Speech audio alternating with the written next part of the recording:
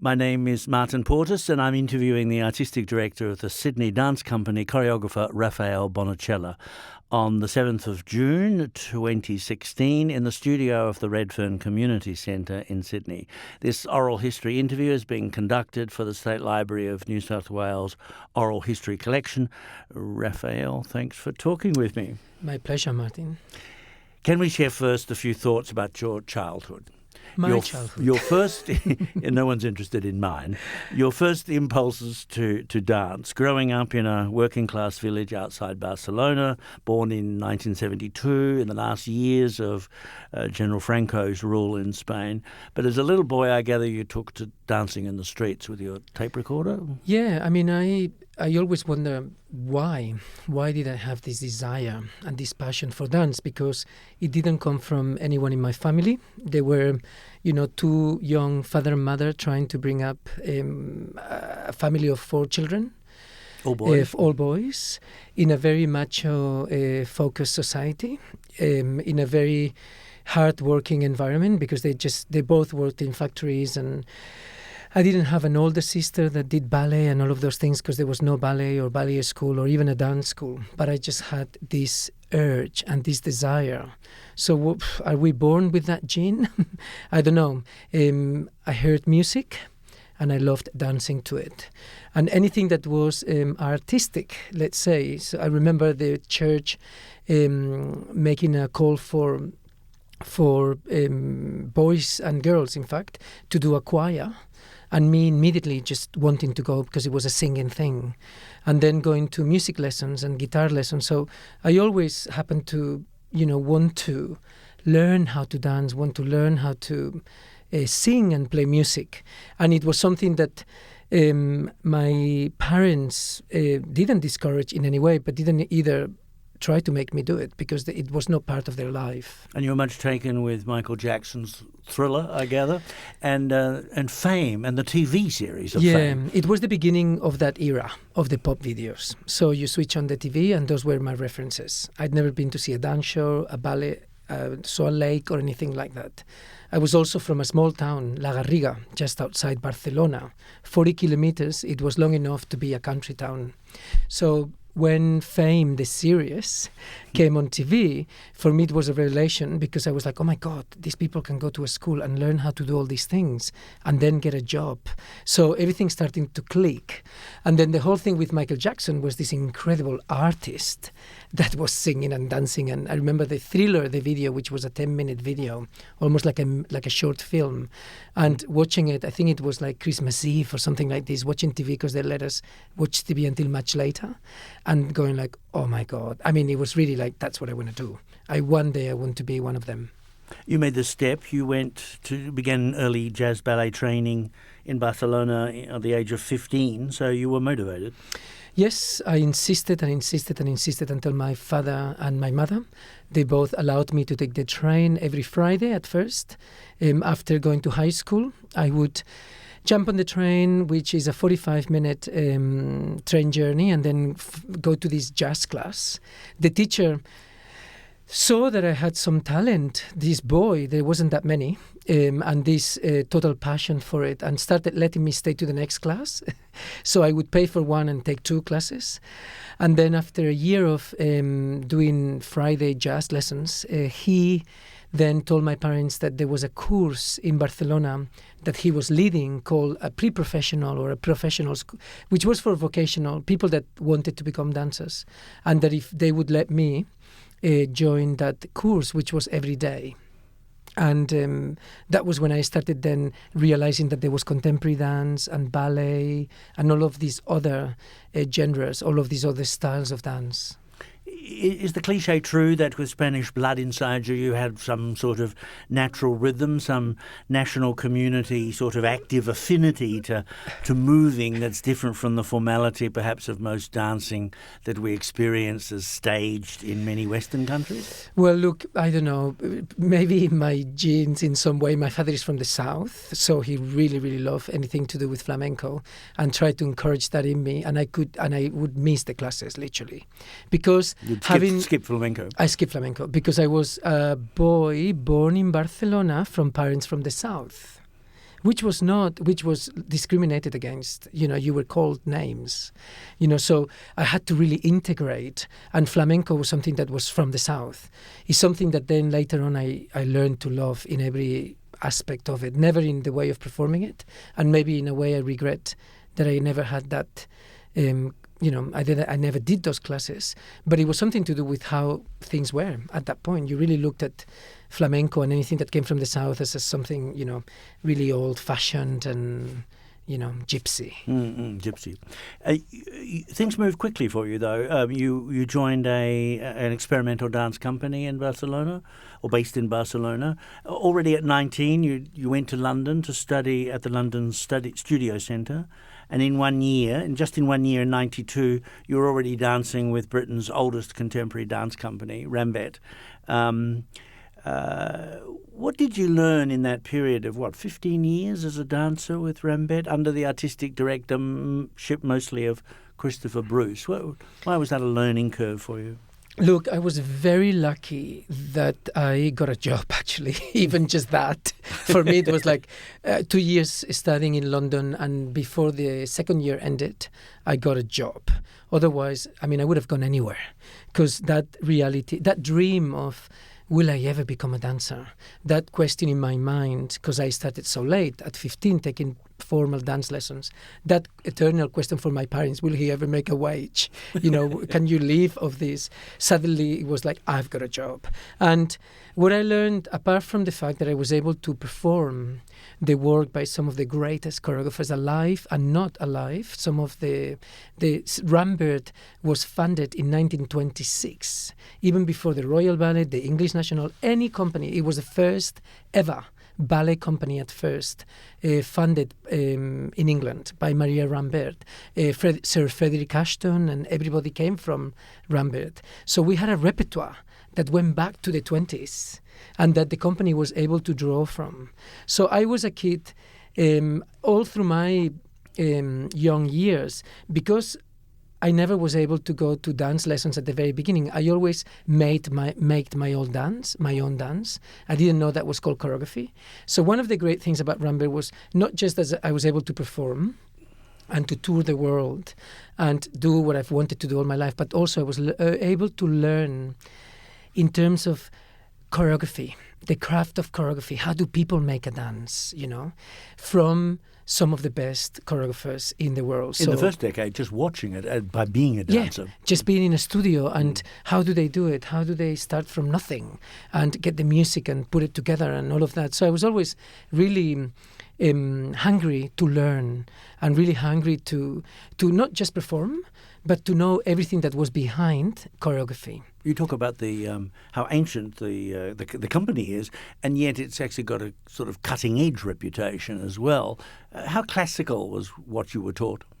Look, we performed works works that were quite classical, even to the point of the girls being on point.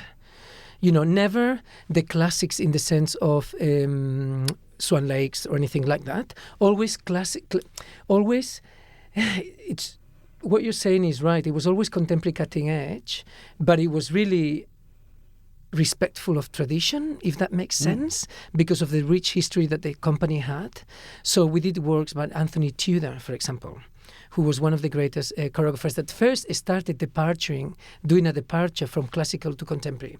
But it still was quite, if you looked at it, the work itself looked quite traditional and quite classical. But at the time, in the 40s or the 30s when it was created, it was cutting edge.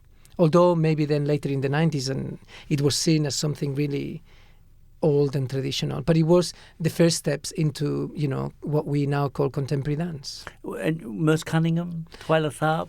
Merce Cunningham, Twyla Tharp. Merce Cunningham I was totally obsessed about. I don't think there's been a choreographer that I have ever, as a dancer, been most obsessed about, because the way that it challenged the body and the technique and the virtuosity of and how groundbreaking he was in terms of the use of music and his collaborative approach to working with Rauschenberg and great international I was going to say American, but from everywhere in the world, artists and composers. John Cage was his partner. in life and in work also.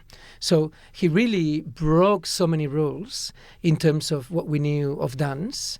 That for me, I was always in awe, and the fact that I was able to perform his work and watch it, also watch the company do it, was a real one of the most enjoyable, although it was so hard, but most of the most enjoyable experiences for me. In 1999, you made your first tentative steps as a choreographer within the company. How unusual was it for companies like Rambert, as you did later with the Sydney Dance Company, to offer its dancers choreographic opportunities and to main stage those in profile? Rambert is known for that.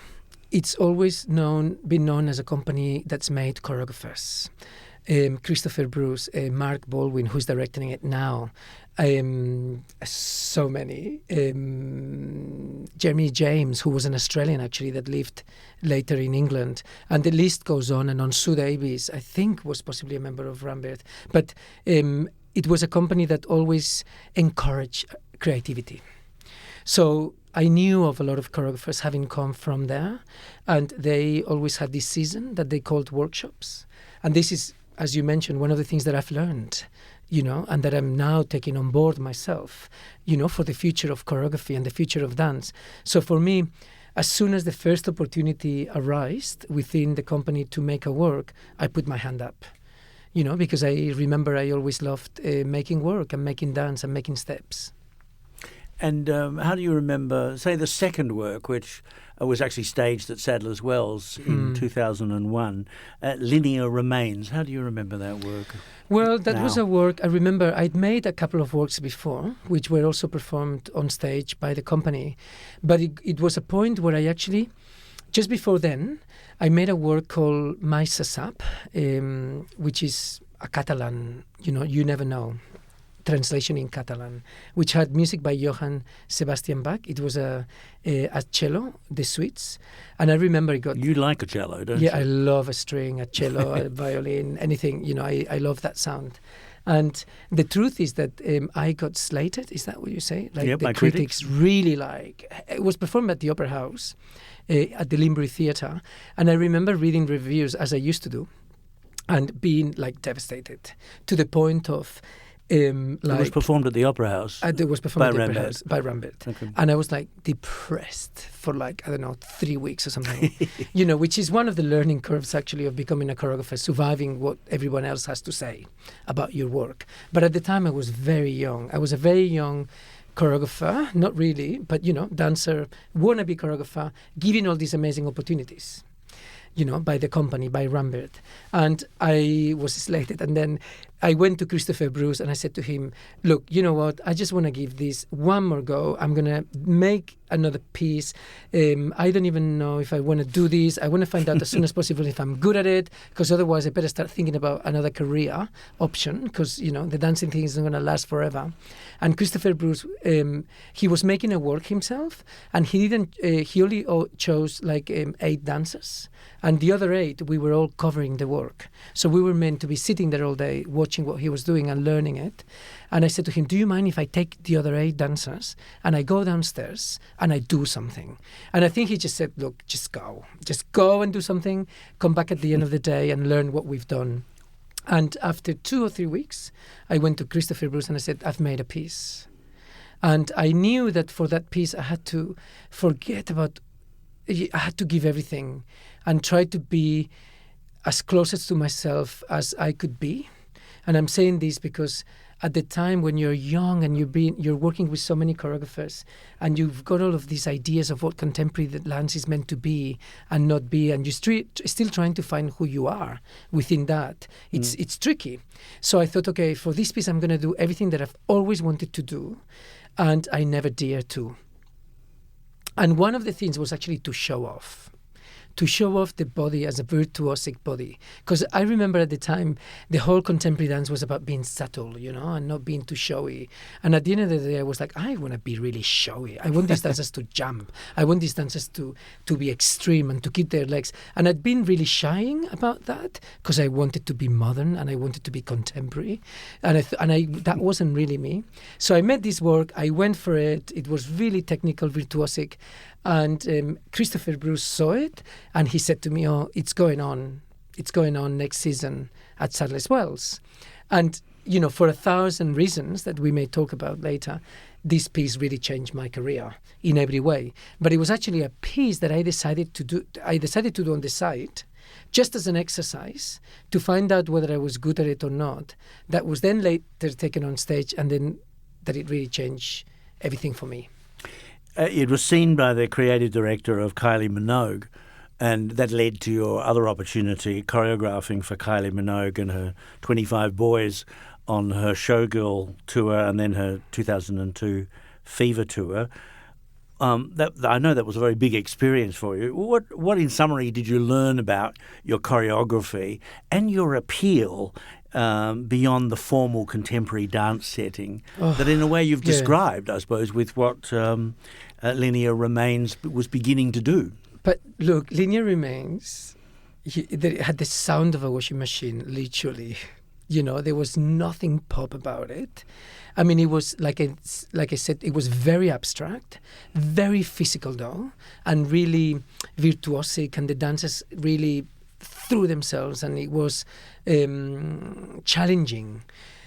But the look of it was very also, like I said, really contemporary, really minimal, nothing pop about it. But for whatever reason, William Baker and Kylie Minogue and her team were like, we want you to choreograph for us.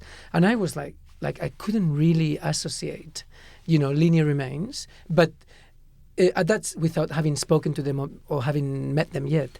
And then later I understood, and they made me understand that actually they were looking for something different in the context of the pop world. They wanted a choreographer that was going to bring something unique and something that had never been seen before in the context of a pop concert.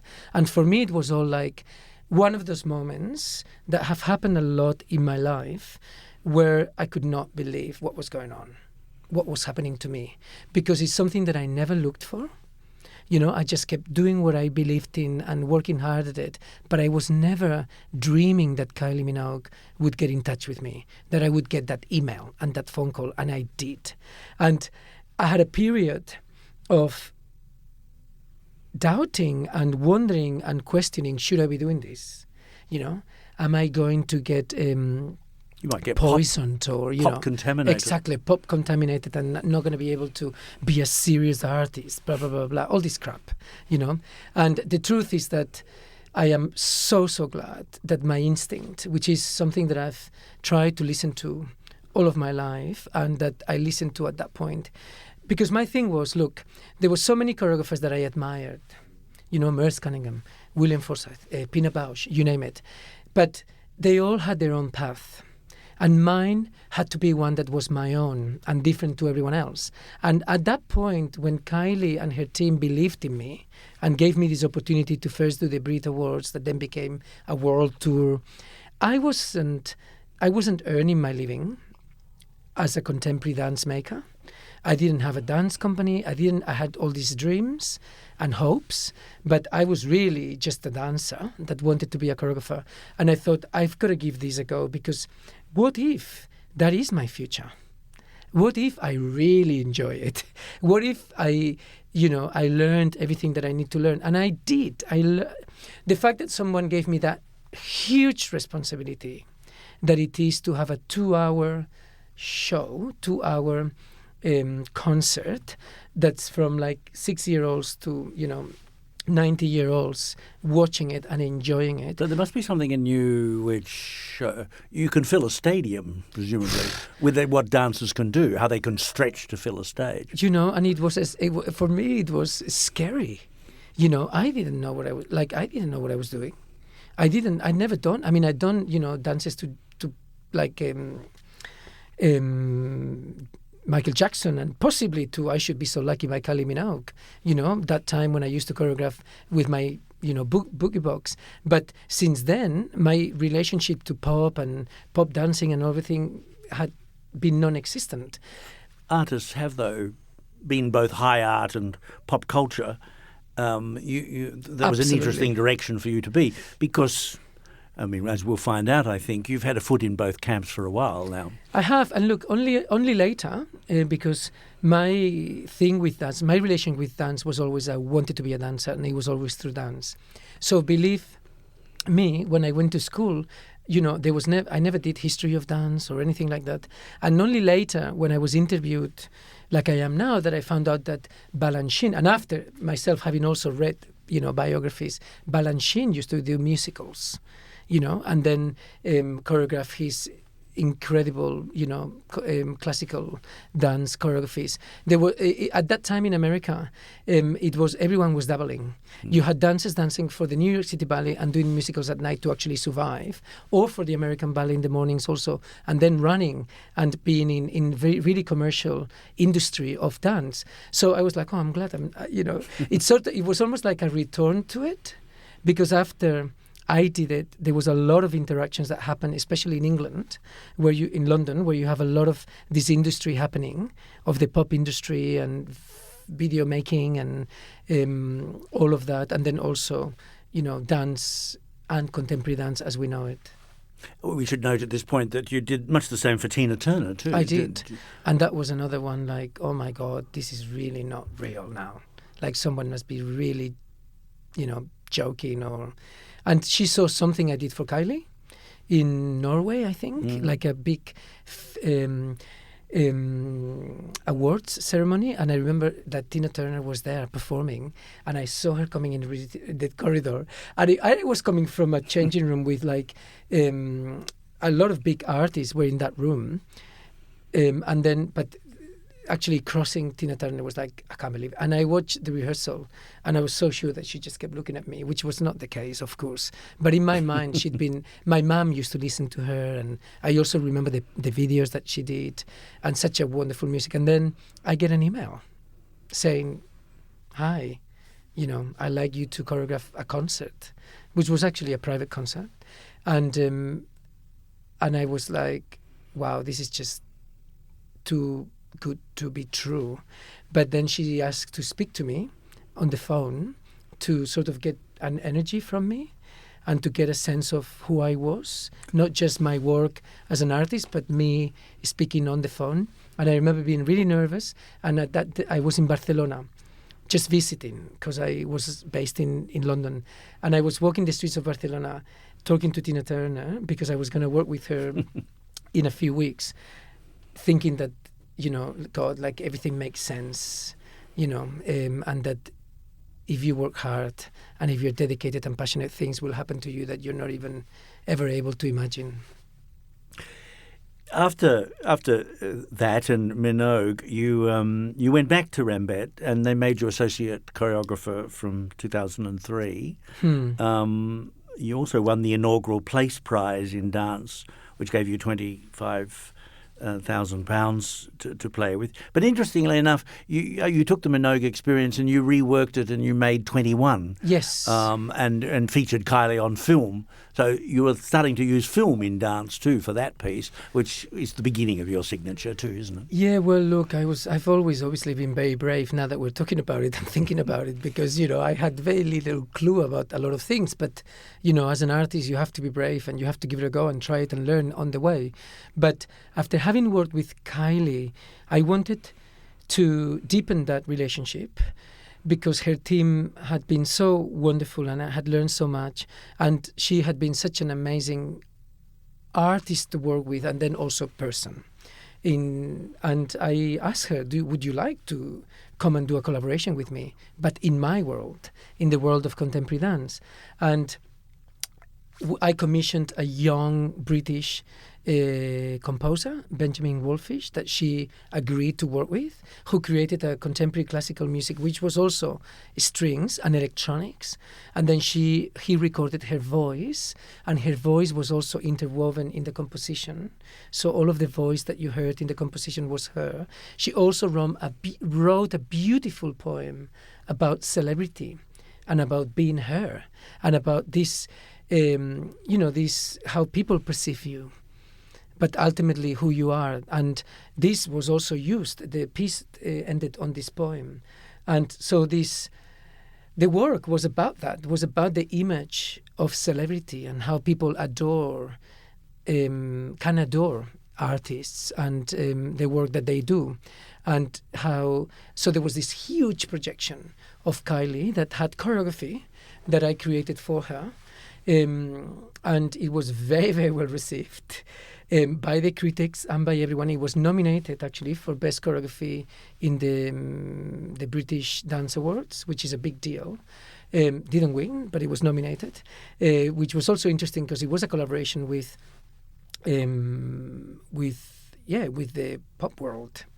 And most certainly every ticket was sold. Fascinating how she collaborated with you so generously in that project.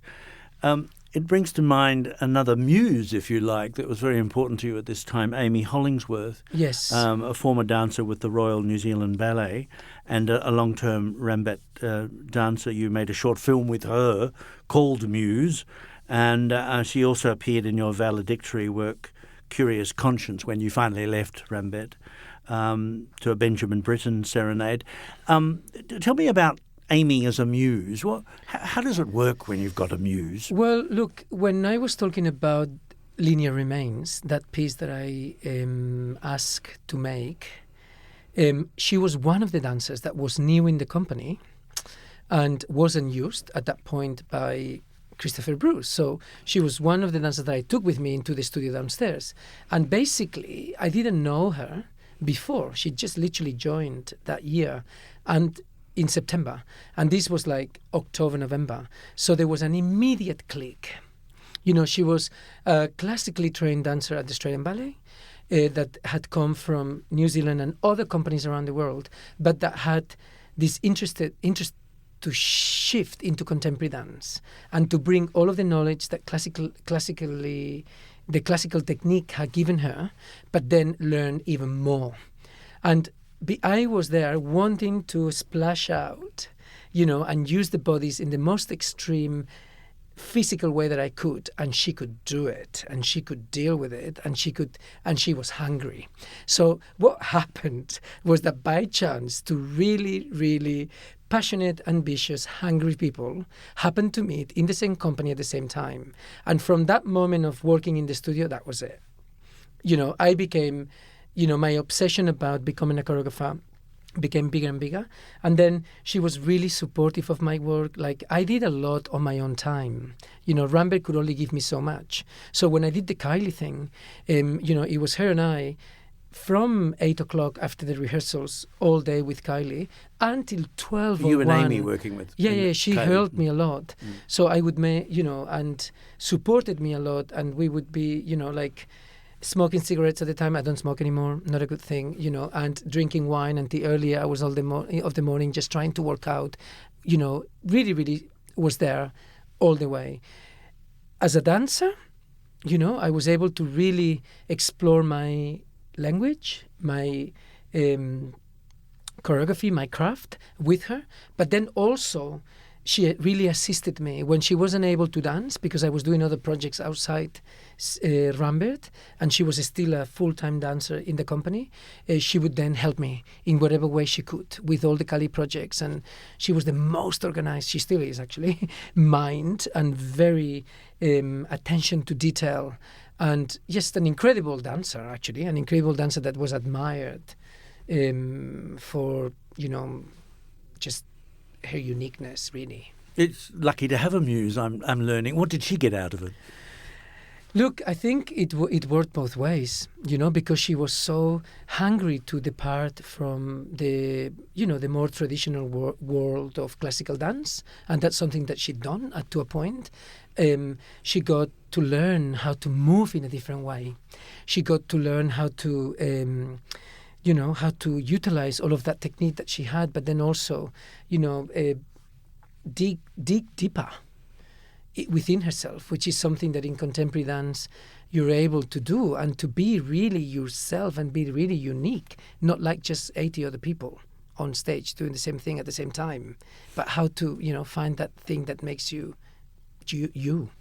And she had, as I said, a significant role in your last Rambert work, Curious Conscience, which drew on the Britain's serenade for tenor, horn, and not forgetting the strings.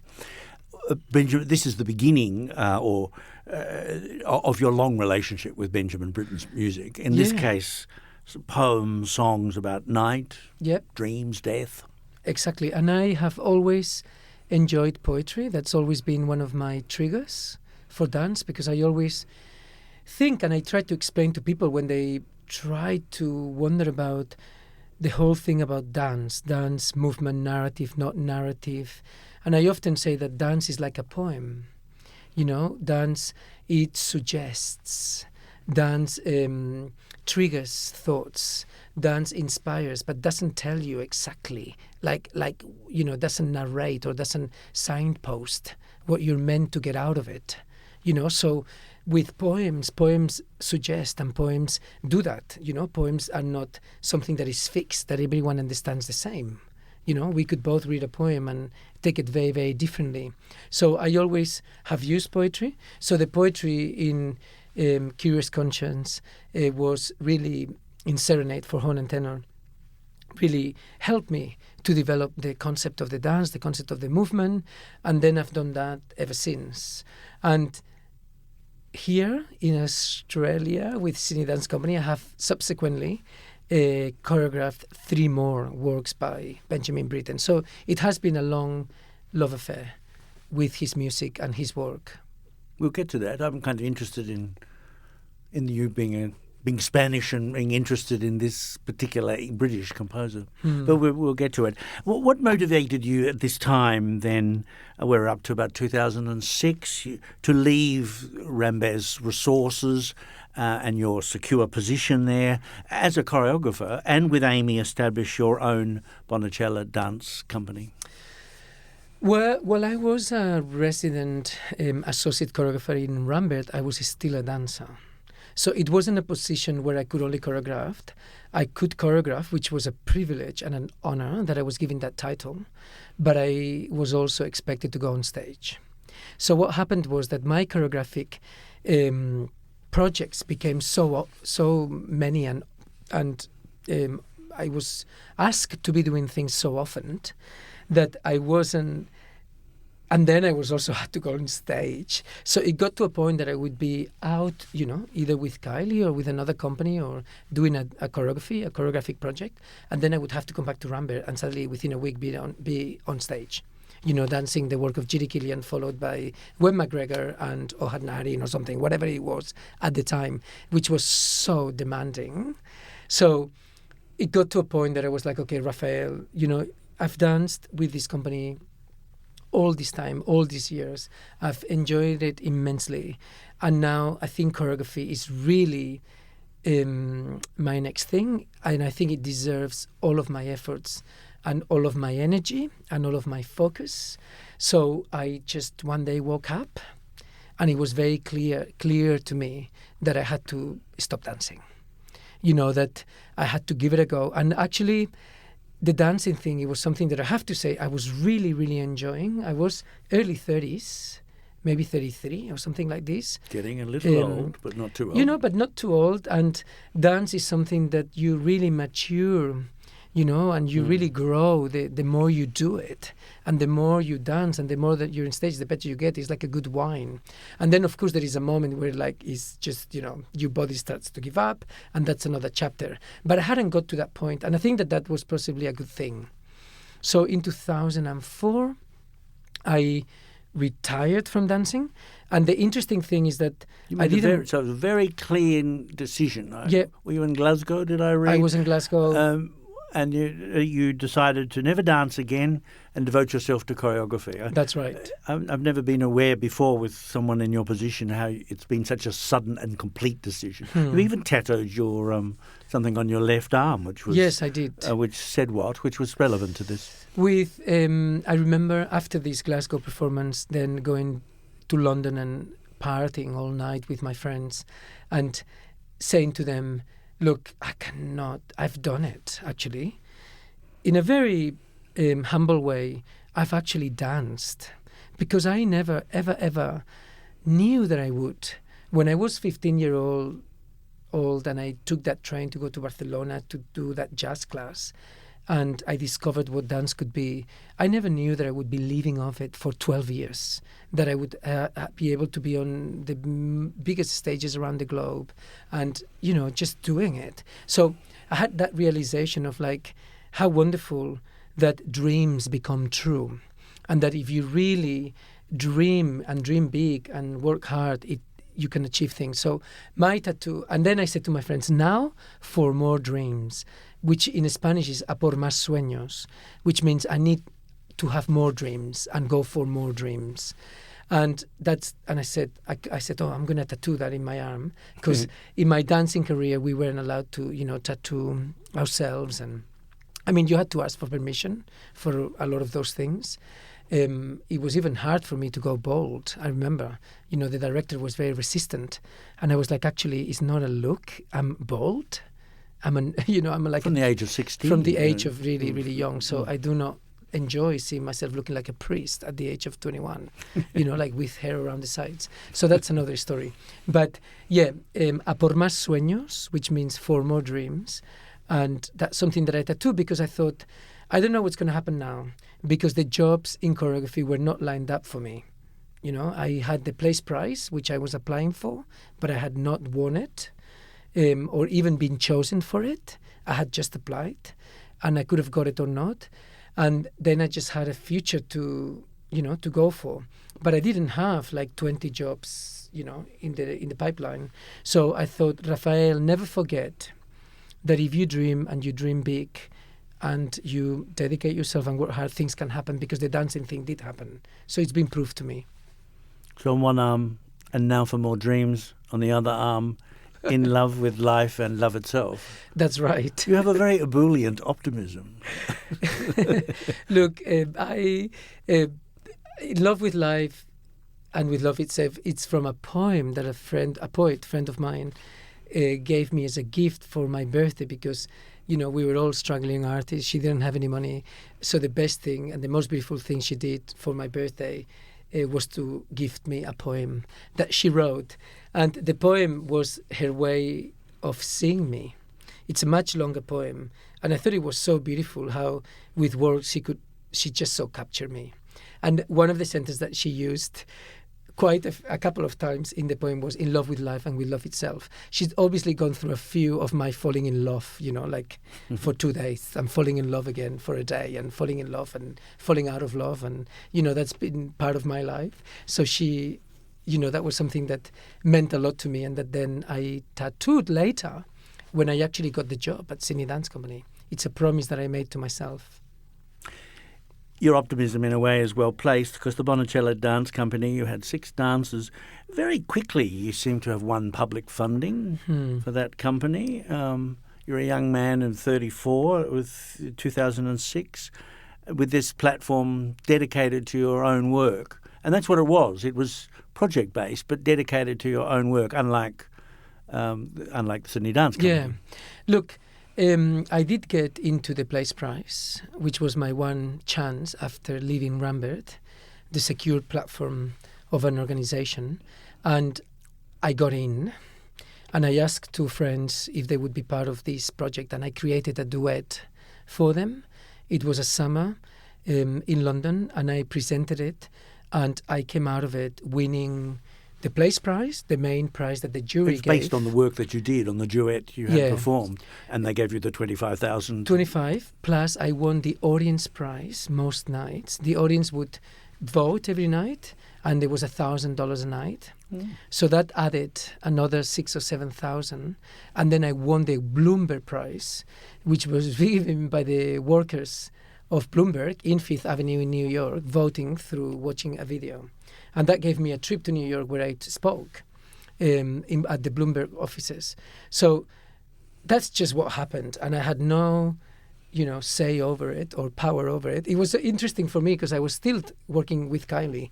And I remember how, 2 years before I had this doubt how I could have maybe be poisoned by the world of, pop and commercial enterprises, But what actually happened is that all of that money, I could have bought a car or something or gone on a holiday or whatever, but I thought, okay, I'm going to invest it on my company. I'm going to use this money to employ a producer. I'm going to start Bonachela Dance Company, and I'm going to go for it. I could have lost it all, and the investment gone away in a flash. Let's look at the first work, a double bill called Voices, which included Set Boundaries, which is interesting because it's video and text about borders and wartime displacement. Fairly overt political material, not your usual signature, certainly not poppy, it doesn't sound like. Not at all, actually, and people were very shocked by it in a way. But, once again, as an artist, you explore things. Things teach you things. Things sometimes teach you that you'll never go back there again, which was not necessarily the case in this work. But what happened was that I have always been fascinated and excited and about collaboration, and that's a word that's always used in the arts, but I have, because dance is one of the most collaborative art forms. I mean, I could do it all myself, but I choose not to. I choose to actually work with great composers. Sometimes they will make the music, so I decided to work with Matthew Herbert, and he's a British electronic composer, very political. So in a way, he took me on that journey. He himself, when we spoke about what music are we going to make, what's this going to be about?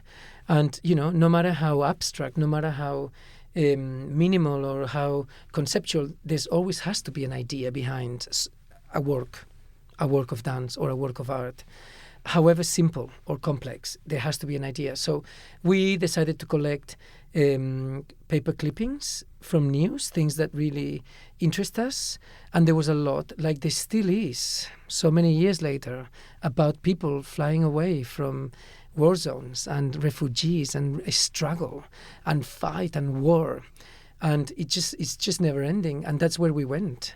We eventually found a refugee from Iraq who shared his story with us. The composer recorded it. It was part of the piece of music. And then he also used the sound of bombs falling on Iraq to create the soundscape.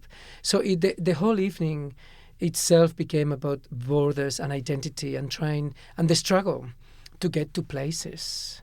And that struggle, when you're desperate. As you said, continues for millions around the world and today. Profoundly at the moment. But would you go back to such a political subject? Well, look, it's interesting because sometimes you don't need to choose to go there, but it is because it's happening and it's part of now. And last week we were performing in Melbourne, and the work that I have just created, which is called Lux Tenebris, Light in Darkness, which is quite a dark work.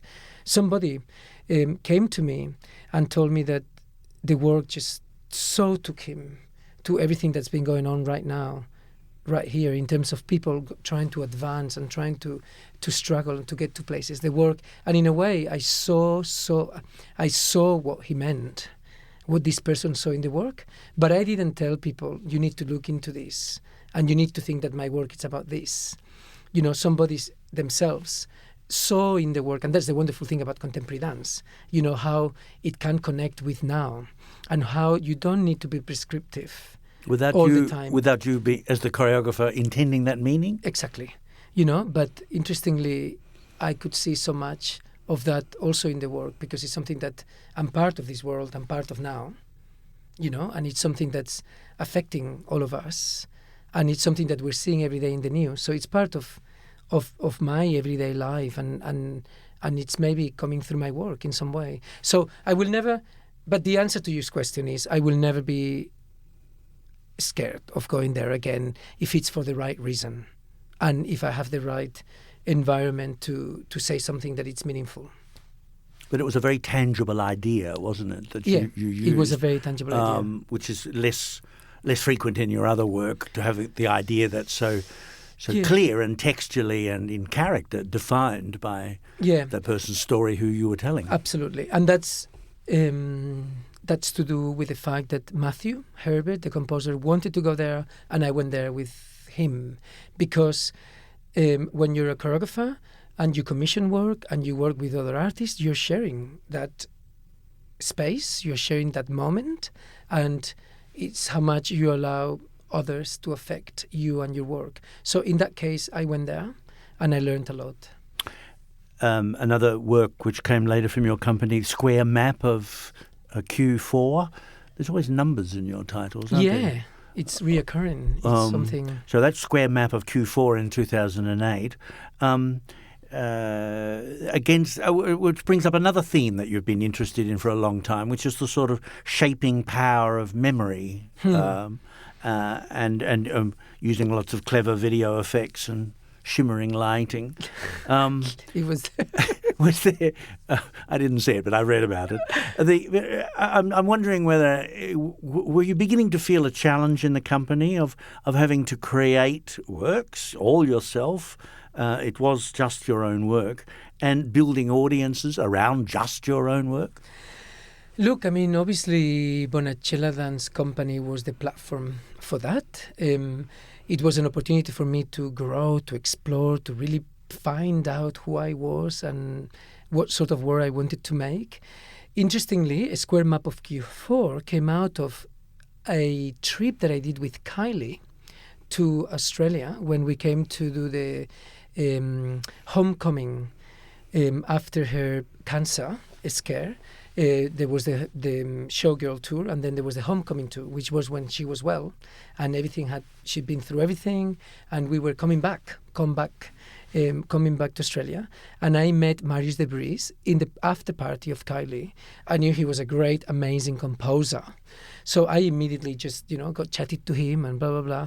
And then there was in the same tour Alan MacDonald, who was always a collaborator of Kylie.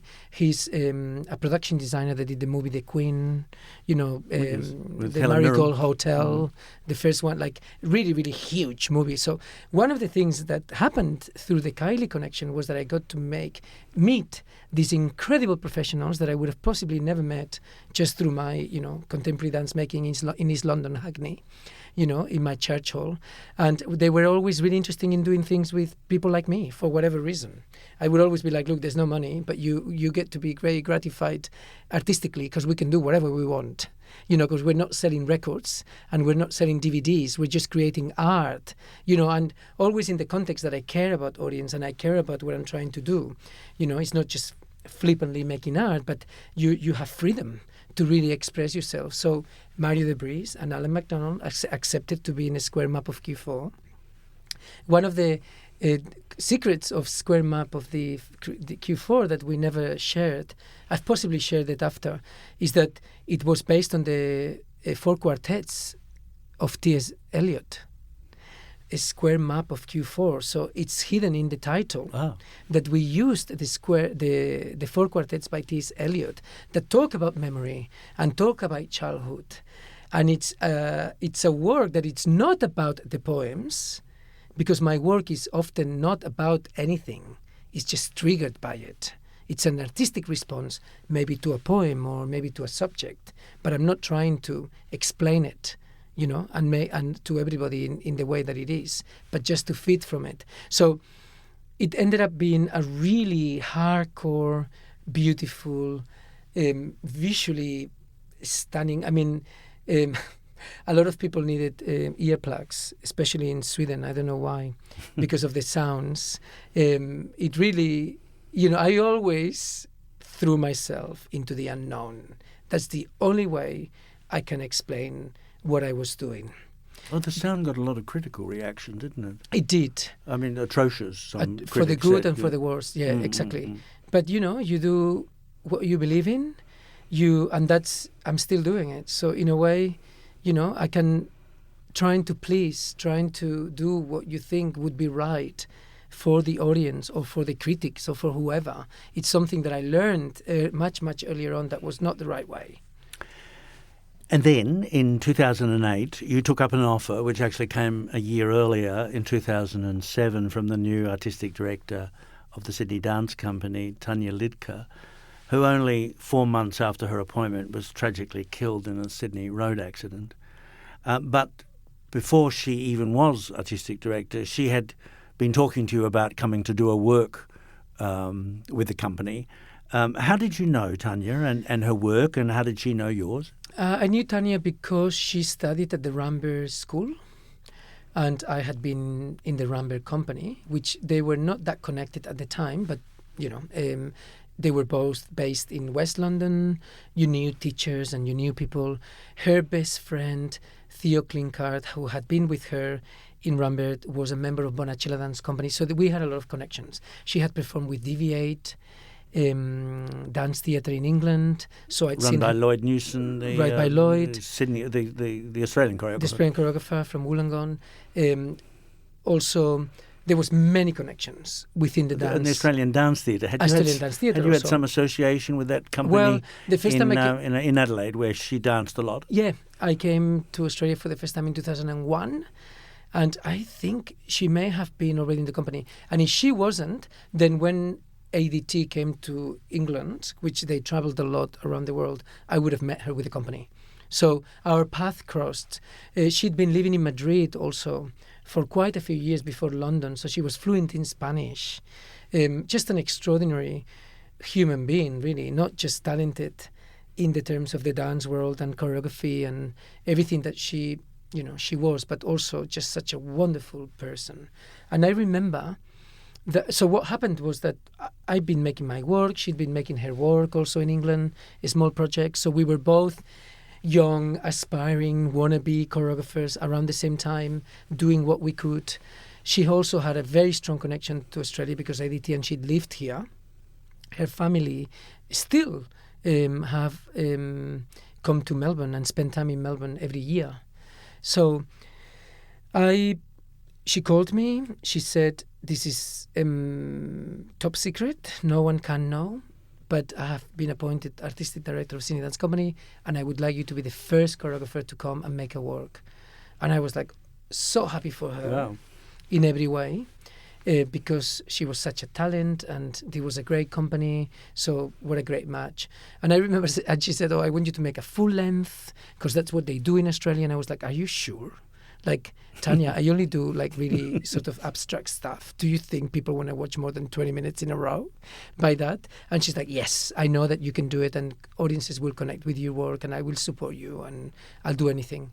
And then that never happened actually because she tragically passed away and I found out a few months later. And then I sort of forgot about Sydney Dance Company, because my connection and my only connection to Sydney Dance Company then was Tanya Lidke. But Noel Stanton, the executive director of the Sydney Dance Company, coping with her sudden death, didn't rush the appointment of a new artistic director, but recruited you and Australia's Meryl Tankard and Canada's Azura Barton to stage a season which included, in August 2008, your work, your 360 degrees, another number. There you go. What was that about?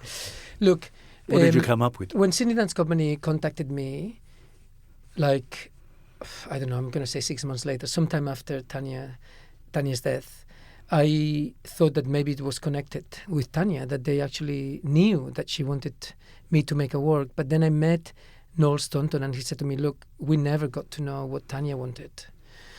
So for me, it was a bit weird because, it was. I knew that she wanted that, but then she wasn't the director anymore. They didn't have a director.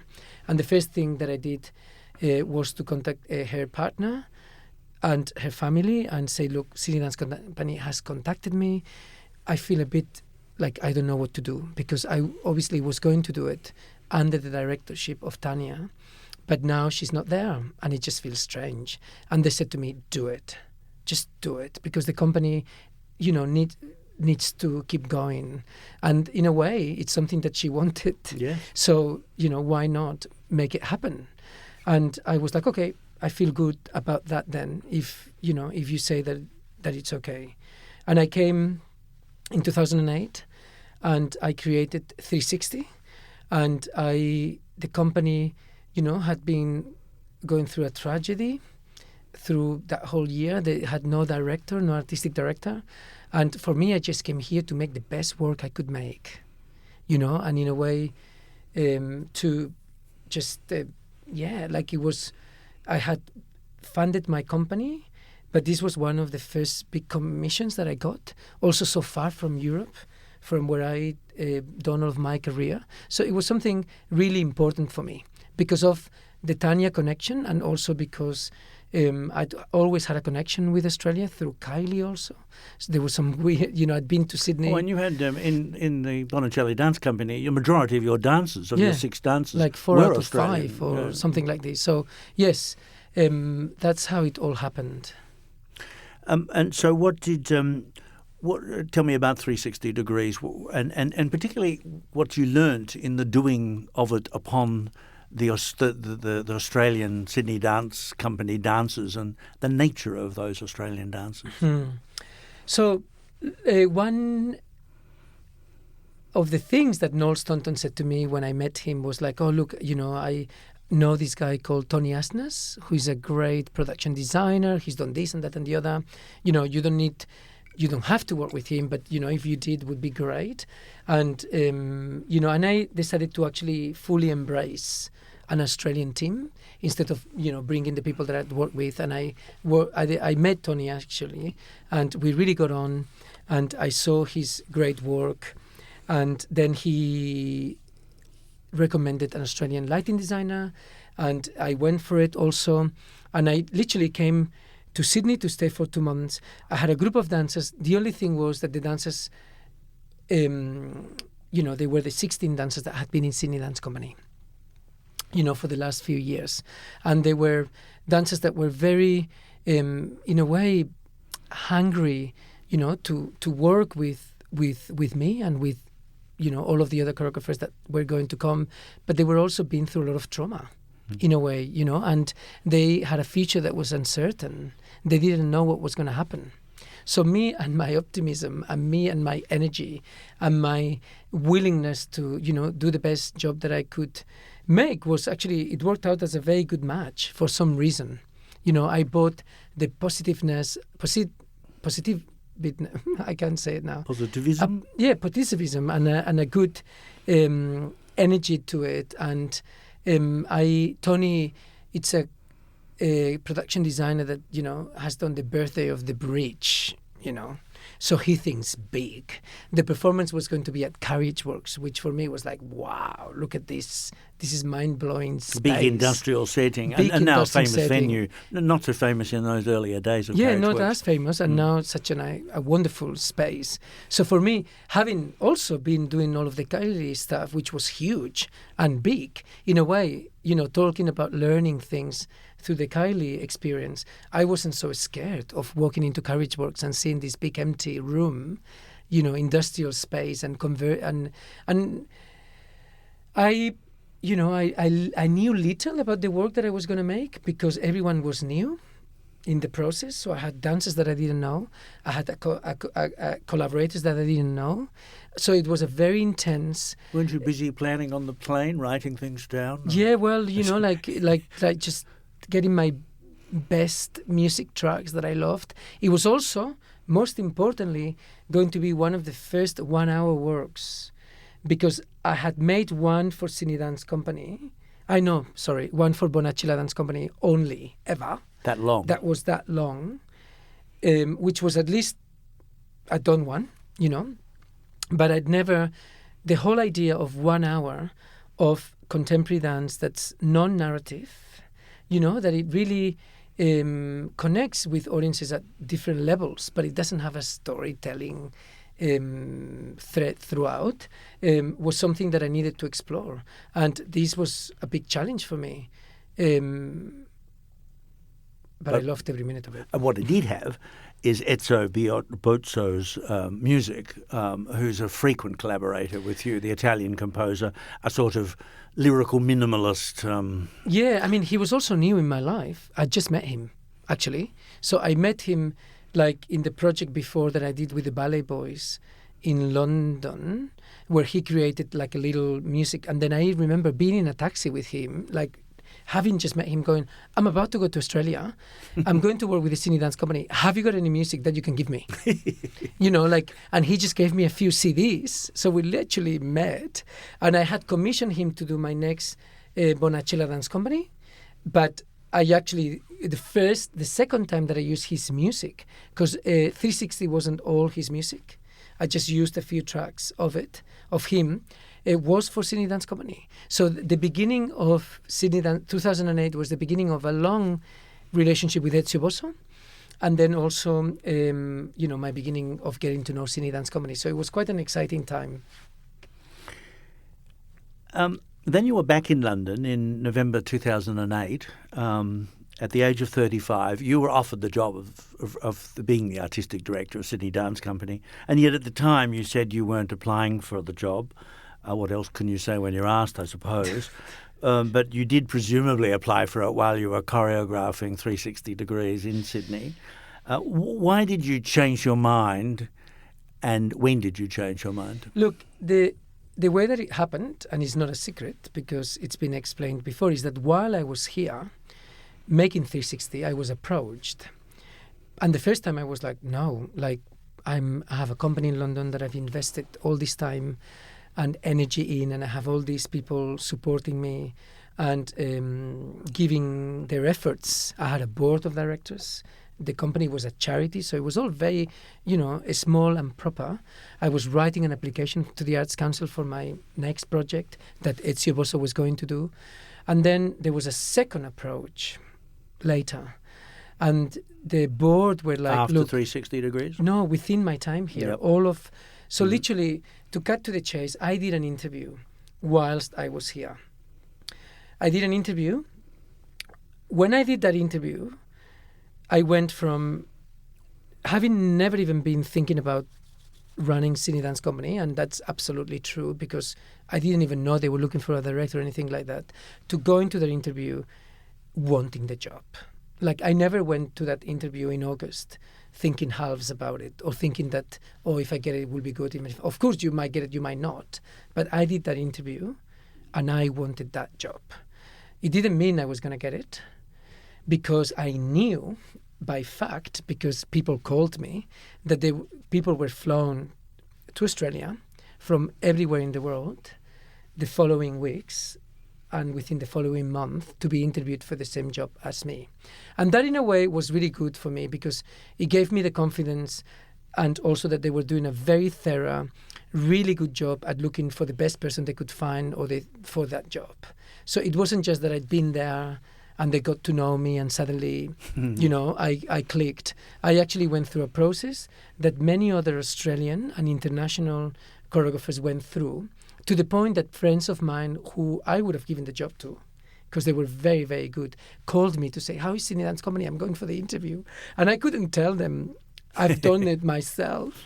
I was like, look, it's a great company and I hope that, there's a great board and they're really hungry for something new. So that was just... And then I went back to London. I still applied for my project because I thought the Sydney Dance Company may not happen. And that was really a possibility as much as it could happen. I told the board here to tell me when I was in a short list so that I could start talking to my board in London and to the important people that had supported me all of my career. And also at the same time, I was applying to the Arts Council for money. So everything had to be done with respect and with the right timing. So when I was at some point I was in a really, really short list. And then at some point I got it. And when I got it, it was the best news I could have had because everybody in London And in Europe, actually, that had been supported me as a choreographer, just went like, Rafael, this is your next step. What did you say? What did you offer the selection panel at the Sydney Dance Company, including a very obvious supporter, the newly elected director, the former English ballerina, Darcy Bussell? What did you offer that selection panel?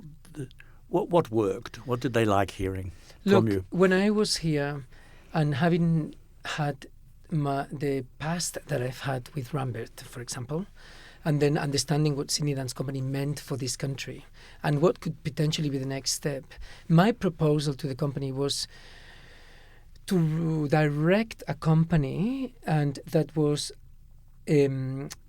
for a start, not just performing my work, but a company that allowed me, as the artistic director, to commission new work, not just by international choreographers, but also by Australian choreographers, that could be presented to Australia and to the world.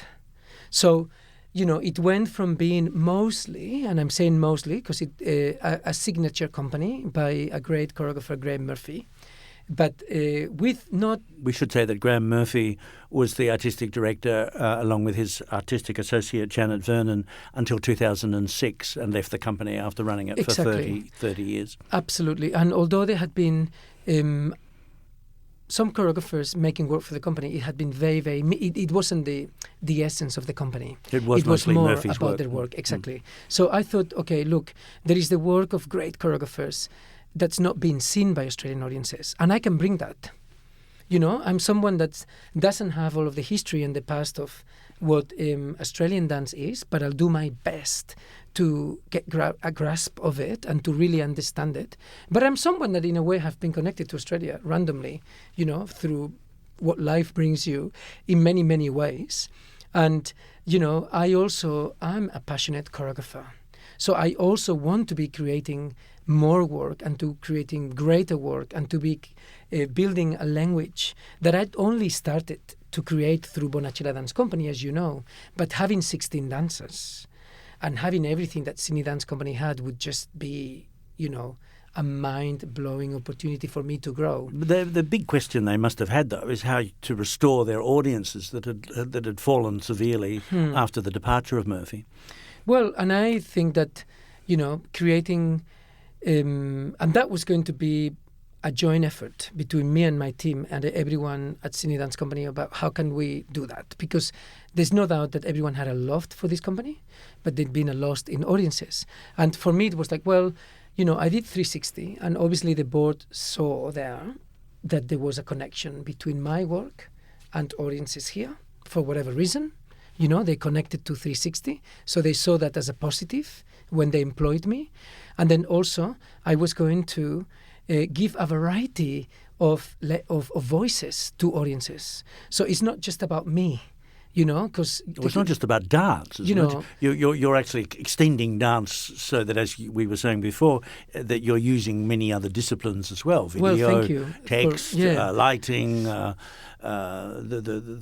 drama of stagecraft, much more. Yeah, and I think, look, and since the interactions that we've had with major Australian organizations like the ACO, we've done Project Rameau, and then we did the Benjamin Britten Evening with Katie Noonan, with the Sydney Symphony Orchestra. We're constantly trying to... So for me, to be able to bring that audience in, you've got to break the barriers that there is and the preconceptions that there is with contemporary dance. So what we've done is be a lot more generous and more open with access.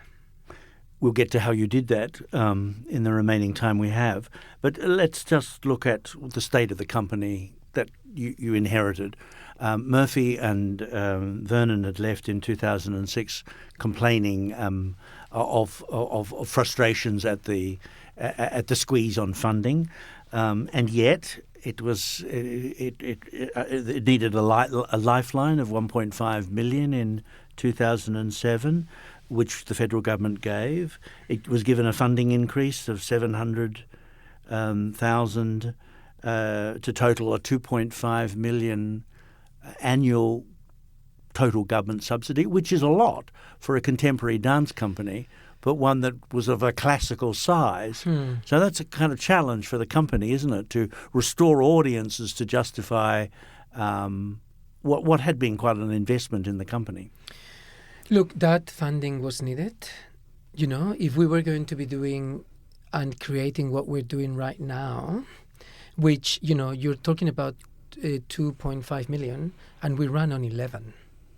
Yes. So what the achievements of what the team at Sydney Dance Company does to be able to actually create work, take it on tour. We're touring regionally across Australia in like never before. I mean, this tour that we're about to do now is going to 5 different states, 18 different stops, double the Gold Coast, Albury, you name it, you know. And this for me was very, very important, that as the leading Australian contemporary dance company, as the company that's thankfully getting that 2.5 million from the government, it's something that every Australian should be able to enjoy and to witness. You know, and that's something that I think had been lost a little bit. You know, that generosity in terms of spreading what we do and sharing what we do with as many people as possible. That's something that for the small boy from the small town in La Garriga, you know, it's very, very important. And I think... And it's politically important, so you understand the political need to for your political masters to be pleased that the money is being spread around to maximum impact. Yeah, but most importantly, what we create is to be performed. What's the point of us being in the studio, making art that's meant to be on stage for no one to see it? I think that's just ridiculous. And if that was the case, then we should lose our money, you know. You know, we do what we do so that we're able to be in theatres and to perform it to an audience. And, you know, that's like really very, very important. And, you know, I'm really conscious of that money comes from taxpayers' money and it should be used properly. We've jumped ahead of ourselves, I suppose, because you're talking about the touring that you've achieved in the future. But I had wanted to ask you about that anyway. Let's go back to the time when you're appointing your first dancers. They must be fairly nervous, the dancers, since they've had such a rough time waiting for a new artistic director to finally arrive. In November or in December 2008, you announced 7 new dancers to add to the about 7 that have remained. That choice, and one of them is Amy Hollingsworth, not surprisingly. Why did you make that choice? What did that choice say about the sort of direction, the sort of company you wanted to make? Well, look, it was one of the hardest days of my life here in Australia, as I remember it, because it is never, ever, ever, it never feels good, and it's never great to have to, you know, not renew a contract from a dancer. But if I was able to do my job properly, if I was able to really commit to what my vision was and to deliver for a job that I'm also getting paid for, you know, I had to make that hard decision. And that hard decision, you know, it's hard in that moment because no one, you know, they were dancers that were there because they were right for Graham, you know, and his vision and his work, and they deserved that job then, and they deserved to be part of that company. I was coming with a different proposition. You know, these were dancers that had to be highly trained in contemporary and ballet, both techniques. You know, that had to be also familiar with improvisation techniques, that had to be open into the creative process. So I spent a whole week auditioning the company. Is that so different from what Murphy would seek in a dancer? Yes, you know, there was a very, you know, I mean, you are familiar with the work, and aesthetically was very, very different, you know, and he had an incredible, I have to say, range of different personalities. So he was never a choreographer that just took people that look the same. And that was, I think, one of the wonderful things about Sydney Dance Company that's still now. In fact, his dances, he had character in his dances. Exactly. He played with narrative sometimes and character, and so his dances were personalities. Absolutely, and people that were really, really grew with his work and grew with audiences, and, you know, most of them I know and I've met at some point, and they're incredible people. But this was also, you know, not everyone was, you know, trained or ready or open for this new chapter, and I think, you know, it was seen as a such a catastrophe or something like that. But, if it would have been the other way around, any artistic director should be able to, have the dancers, the players, whatever art form it is that they work well with. Did you face a kind of an early reaction as artistic director that you weren't going to deliver that sort of signature of Murphy's style, the characters, sometimes the narrative, and that your own balance of that sort of grounded contemporary dance with aerial classicism was different? Was that a problem for you in the first year of your artistic directorship? It wasn't, because I made it so clear in my interview, and I made it so clear that you know what I do and you know who I am, and the panel did the research and they saw my videos, and I was not ready to be anything else but myself.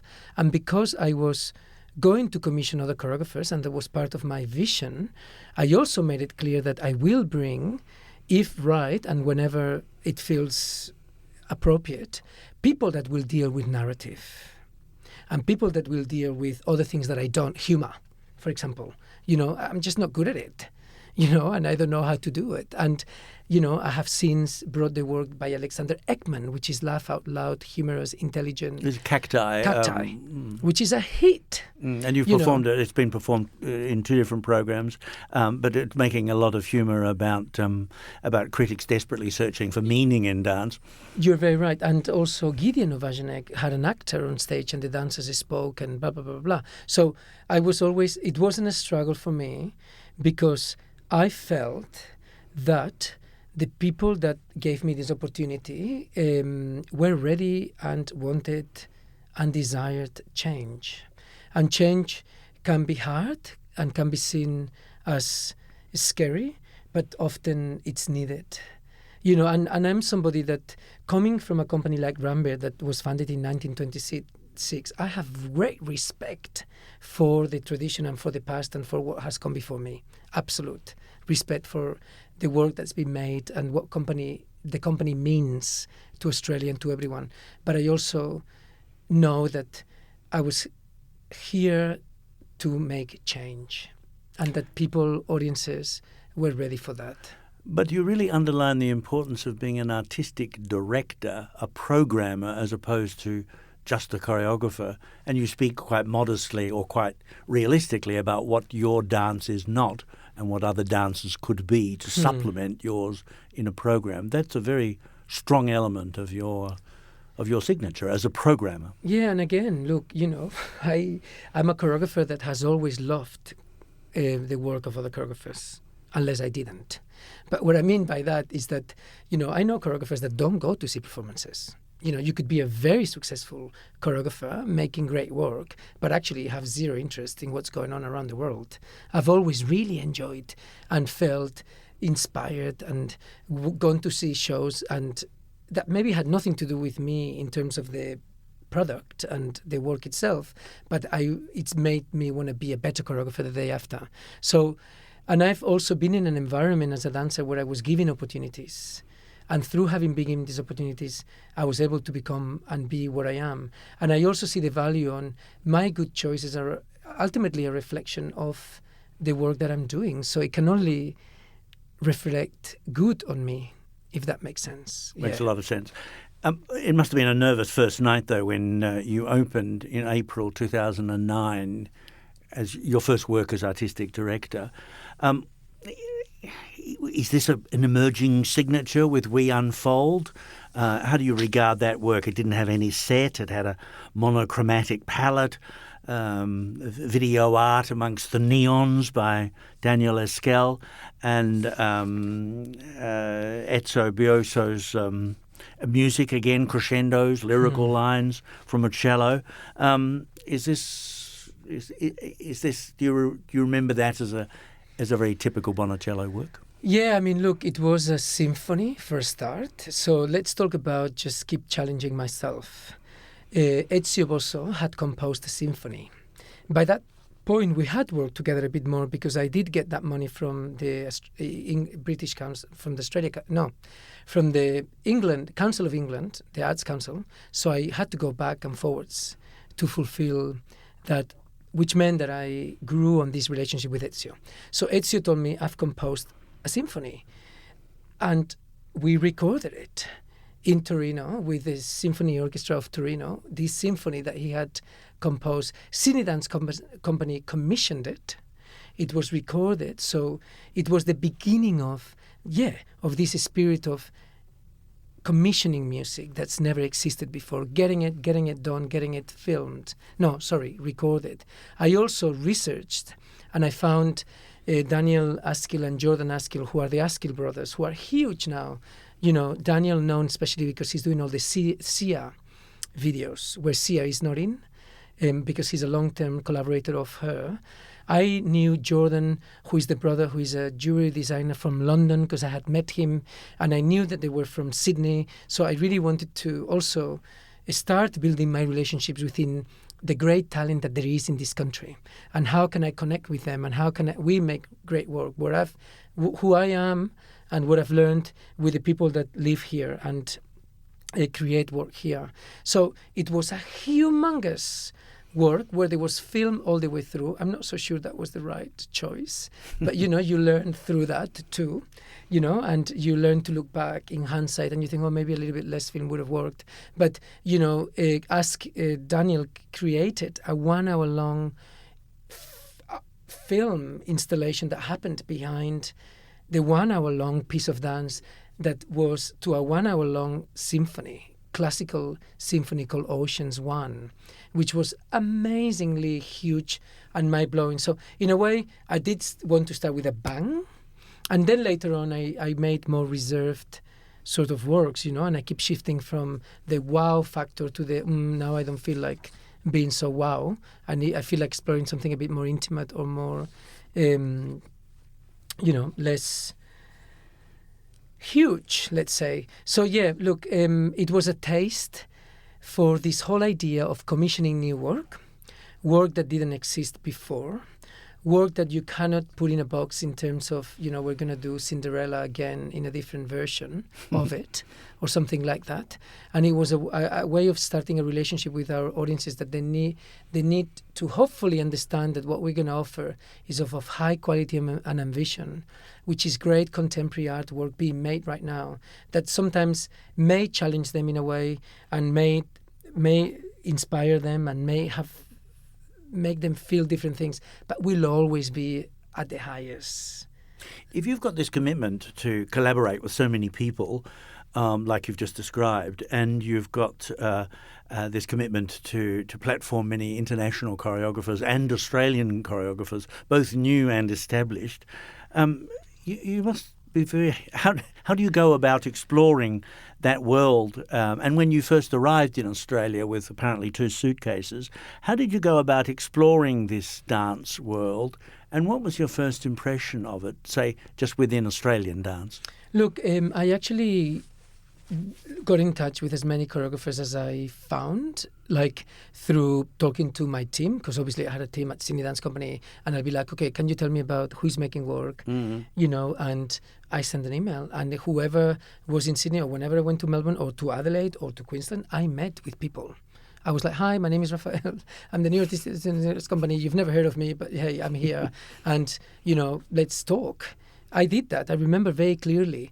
Things maybe didn't happen until years later with some of the choreographers in terms of commissioning them or the right opportunity, but I actually just introduced myself to everyone.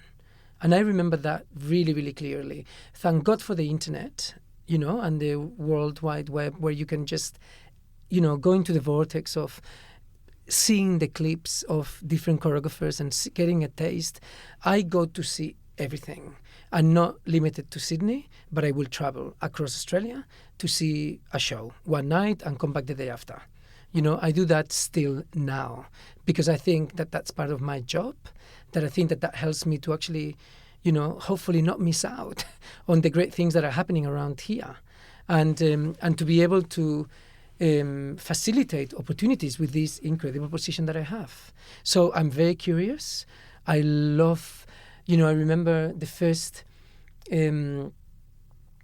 trip. I literally landed here, and I was taken to Queensland because that's where Sydney Dance Company was performing just after my announcement, and the big contemporary art new gallery had just been opened there, and I was like, oh my God, look at this is incredible, and that. So my interest doesn't just limit itself to dance, but like galleries, exhibitions, music performances, and jewelers, video makers, filmmakers. I'm like, it's like, what else to do with life if you don't go and see things? What are you going to do? Watch TV all day? I mean, no, just performing arts all the way, and visual arts. It's and you're ubiquitous, I gather, on social media platforms. So that's that helps with the communications, I imagine. That helps with the communications, and that's actually now that I'm living here, and everyone is so far from us. That's my window to the world, actually, and in many ways, Australians, and that's possibly why. Like I sort of started hearing about the whole Twitter thing in England, but it was the beginning of it, and I remember not even having an account by then, but just hearing about this Twitter thing, but not really feeling the urge to do it. But then when I moved to Australia, I then started the whole Facebook, Twitter and so on. But in fact, here, people does it really well, much better than in many, many places in the world. And I am constantly complimented, not just about my own tweeting or whatever, but Sydney Dance Company as a company, as an organization, how well seen are to the world, to the eyes of the world that cannot see us all the time, with the output and what we offer through our digital platform. And that's something really great, actually. When I'm in Germany and whatever, and they're like, oh God, everything that comes out of Sydney Dance Company, all of the pictures, all of the little videos that you do, which we do specifically for that, to stay in touch with the world, are amazing. So here, I've learned a lot here. And I feel it's really well done in Australia for whatever reason. I don't know if it's because we, feel, anyway. That's very interesting. Yeah. You, speaking of going back and forth, that's what you were doing in that year, incredibly. So while rescuing and redefining a company, you were also running the Bonachela Dance Company in London, and you staged in London in 2009 September The Land of Yes and the Land of No, inspired by street signs with again Bozo's music, road sign variations. You did that work later with the Sydney Dance Company when you did it in a much bigger form. Yes. In talking about it, how did it translate from when you were doing it in a smaller work to a larger one later? Look, I decided to do it because I sort of had a feeling that it would work, because it was a work that was really, it was 1 hour long, it was full of dance and full of movement at its most,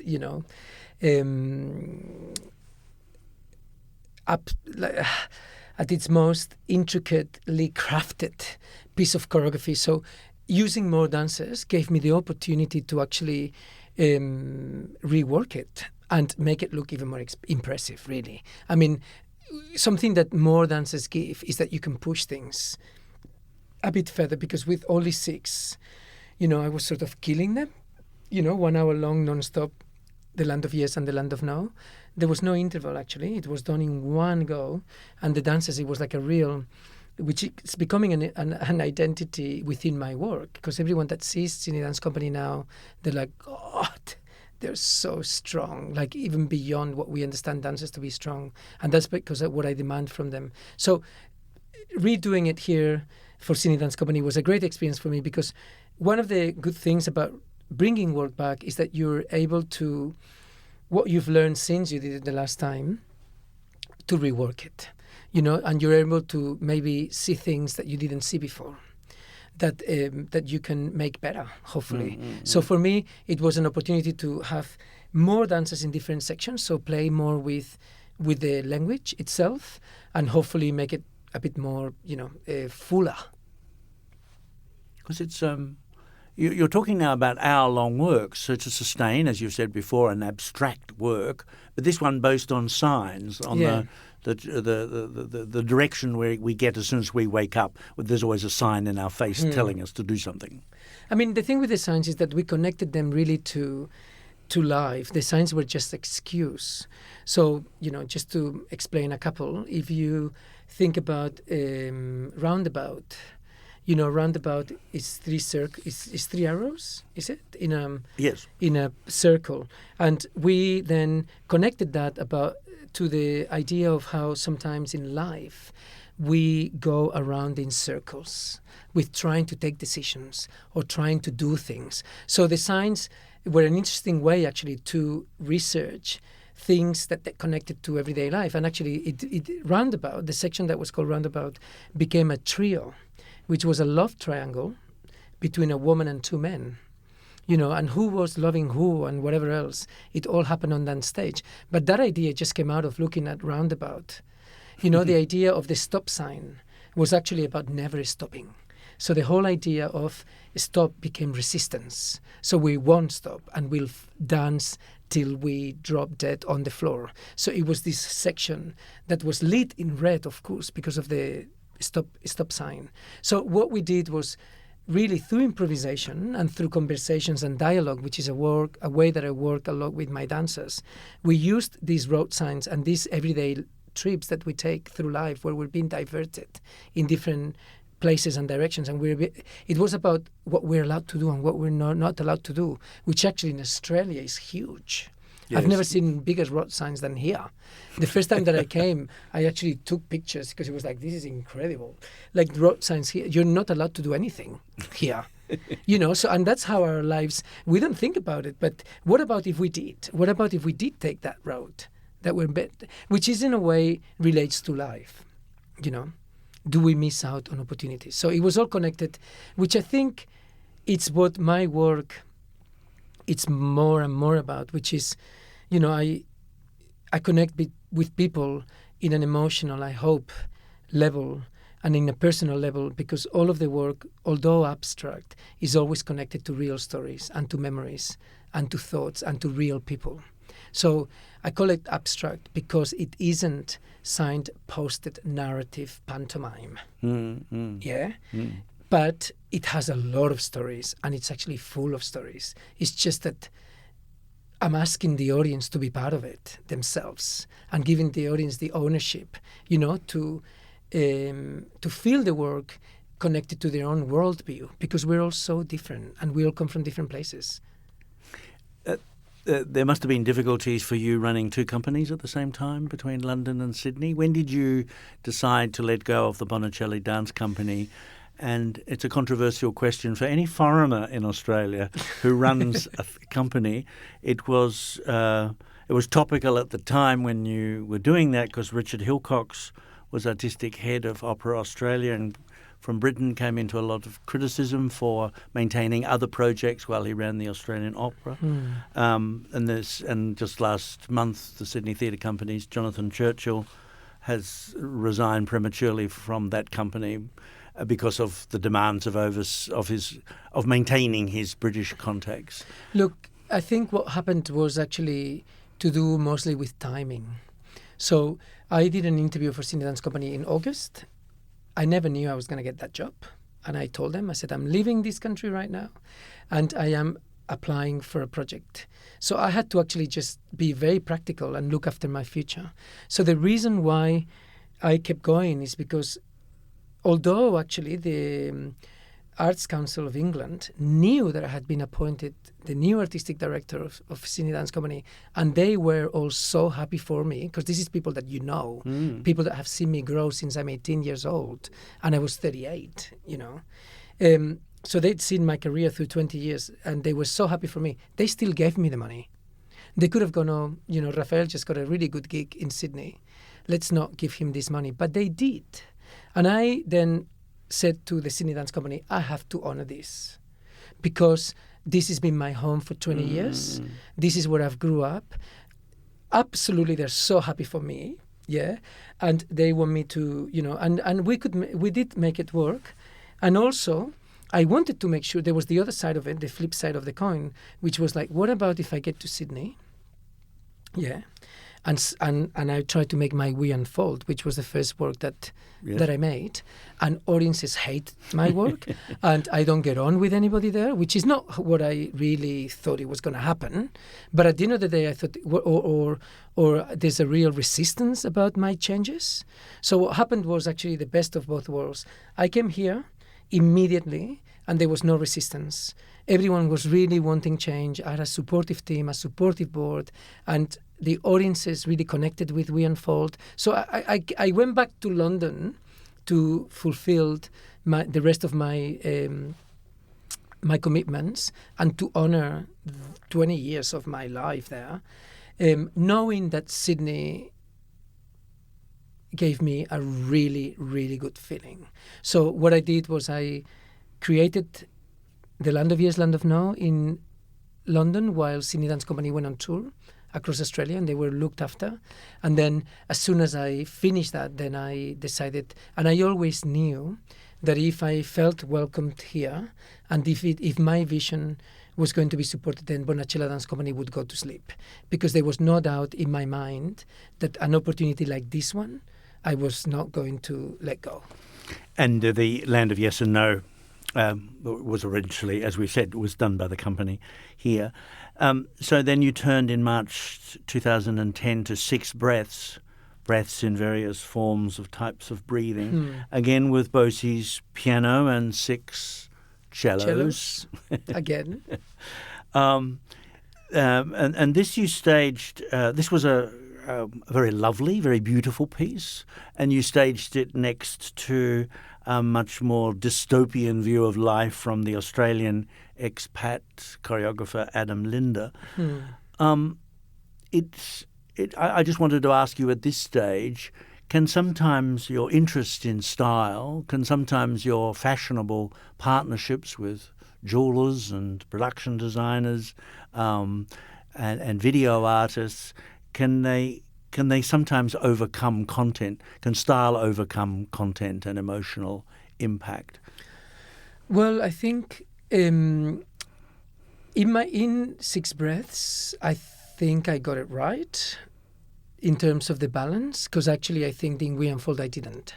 So one of the things that, having used video quite a bit by that point in Bonachela Dance and then We Unfold and everything, with 6 breaths, it was a collaboration with Tim Richardson, and he created this amazing, amazing film, which was this deconstructed particles that became a human being, that he had done a 3D scan of the dances, and it happened twice through the dance. So it's something that happened at the beginning, and then it merged with the dance, and it disappeared. And then the dance happened, and then it came back again halfway through the work, and then it disappeared again. So in my opinion of my own work, which, can be all sorts, for 6 breaths, actually, I felt like it really, it was very balanced. Talking about my curatorship, actually, of that year, where I commissioned Adam Linder and then also Emmanuel Gad, that's where I think that I went too far. Or within the next year, there was Emmanuel Gad, which is a choreographer from based in France, but he's Israeli. And I very, very quickly realized, because Adam's work, he's just been commissioned. He was also here now for the MCA, at the MCA for the Biennale. So his work is more and more become a performance art. And he's based in Berlin, and he's doing great stuff. And he's a Sydney-born and bred dancer that then also danced in Bonachela Dance Company and won the Place Prize. So a shooting star. And I goes like, okay, let's be brave and commission him. His work really is out there. And I loved the work that he did. But my audiences, our audiences were like, what is this? So what I learned actually with my first commissions here in Sydney was a little bit where was the audience at? And I'm saying this being a choreographer that always thinks that the audiences are more intelligent than anyone gives them credit for. most of the time. So you're saying that Adam Linder's dark work, that sort of jaggedness of that work, was rejected by audiences? No, I mean, I don't. I think it was a bit of a shock. Like, I was suddenly a choreographer that was inviting other choreographers. Yeah, and Australian ones finally here now. Exactly, but it was actually I underestimated how confusing that was for people. In fact, I couldn't believe it, but then it became clear to me that people actually thought that we did the work together. And I had to really, really explain, no, they've made the work themselves, And also you have to understand that Sydney Dance Company audiences were not used to work that was quite experimental. And his work was very, very experimental. What was the second example that you said? Emmanuel Gad's work was actually pure dance to a level that no one had been exposed to through Sydney Dance Company. Not even in this country, because it was the first time that the work of Emmanuel Gad had been performed here. And I remember Gideon Ovajanek and a theatre director from Velwa writing me emails saying, thank you so much for bringing this sort of work here to Australia. So in a way, the professionals were very grateful that we were, commissioning work that was out there, that wasn't so, often programmed and performed here. And I have to tell you that in 10 years, things have changed, partly because of Carriage Works around the corner and people programming really exquisite stuff. But at the time, it was a bit of a shock for Sydney Dance Company. In what audiences. way was Emmanuel Gad's what you call pure dance that's more purer, say, than your own work? Well, it was because, he created the soundscape, which was really quite just one sound from beginning to end. The dancers were wearing everyday clothes, and his structuring and his craft, I find it very, very emotive. And I mean, obviously I commissioned him because I love his work. Yeah. So there's no doubt about that. But I think it was for people quite analytical and cold in a way. I'm a lot more emotional. And even my choice of music, like, a symphony or, piano and cello, working with Ezio Bosso, which was my time then, was very emotive. So even if my work was abstract, and non-narrative, the music to the ear was really, really pleasant.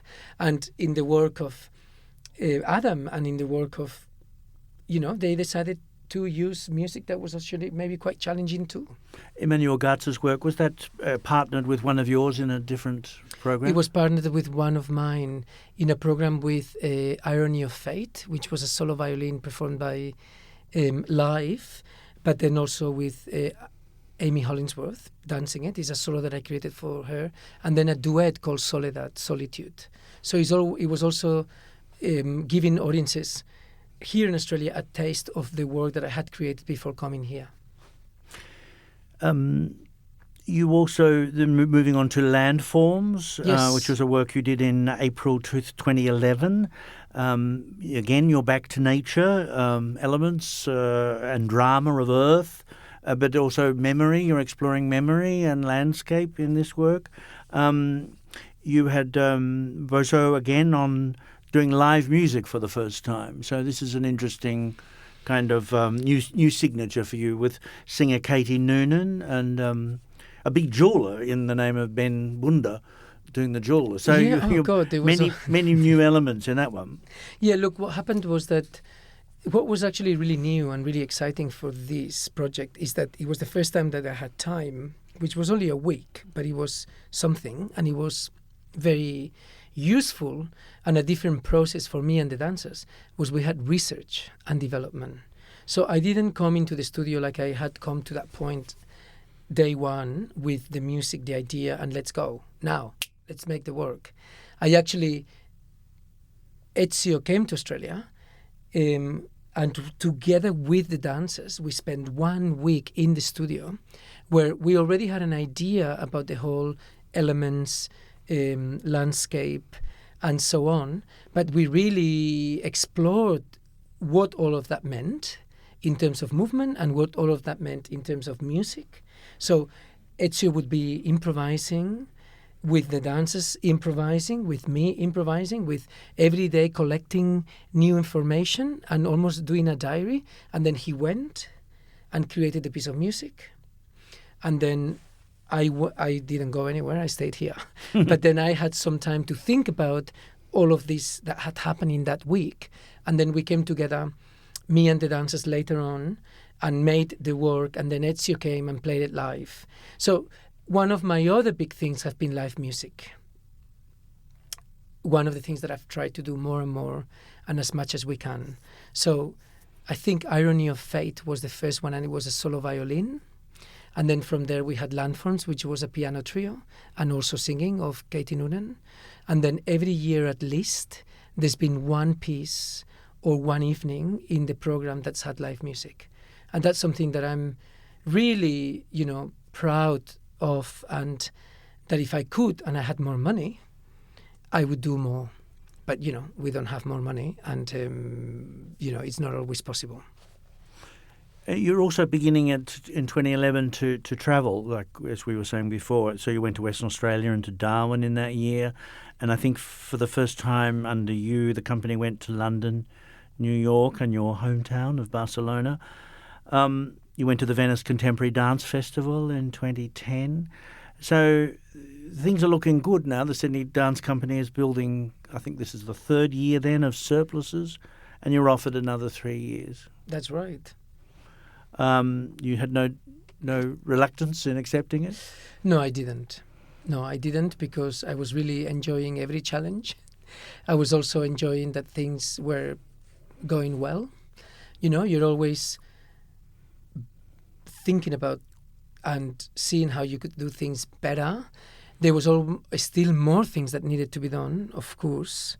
So for me, it was like a no-brainer and an absolute delight that they were happy with me, and that I also just wanted to keep pushing and keep doing what we were doing in the best way we could. Well, in what way did you have other things to do? In what way are they strategic as opposed to just continuing to push the boundaries of new collaborations and choosing ever more interesting choreographers? Look, one of the big ones, big ones, which did not exist before my time at all, was an education department. And that's something that from the very, very beginning of coming here and understanding the company, I was like, I do not understand that we've not done that yet. Because we're complaining about not having audiences.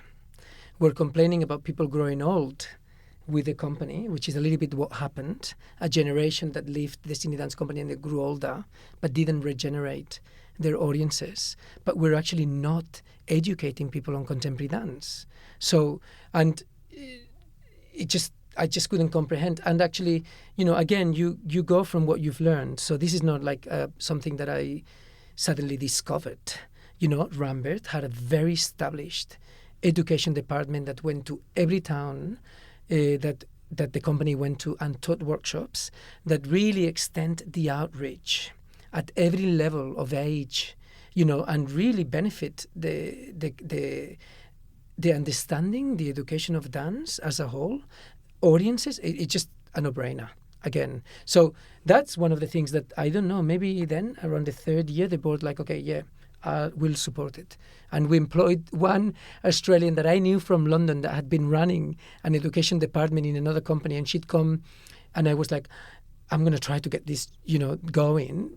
It was a dream for a while, and then eventually I got like money for a wage. And I said, okay, you're starting, Kath. She'd been with Sue Davis. She was an Australian. I knew her. She knew how it worked, to at least get going. And now, it's a section of the company that employs 4 or 5 people, and we've just advertised to employ more people because we've got right now people in different places of Australia doing workshops in advance of the company coming.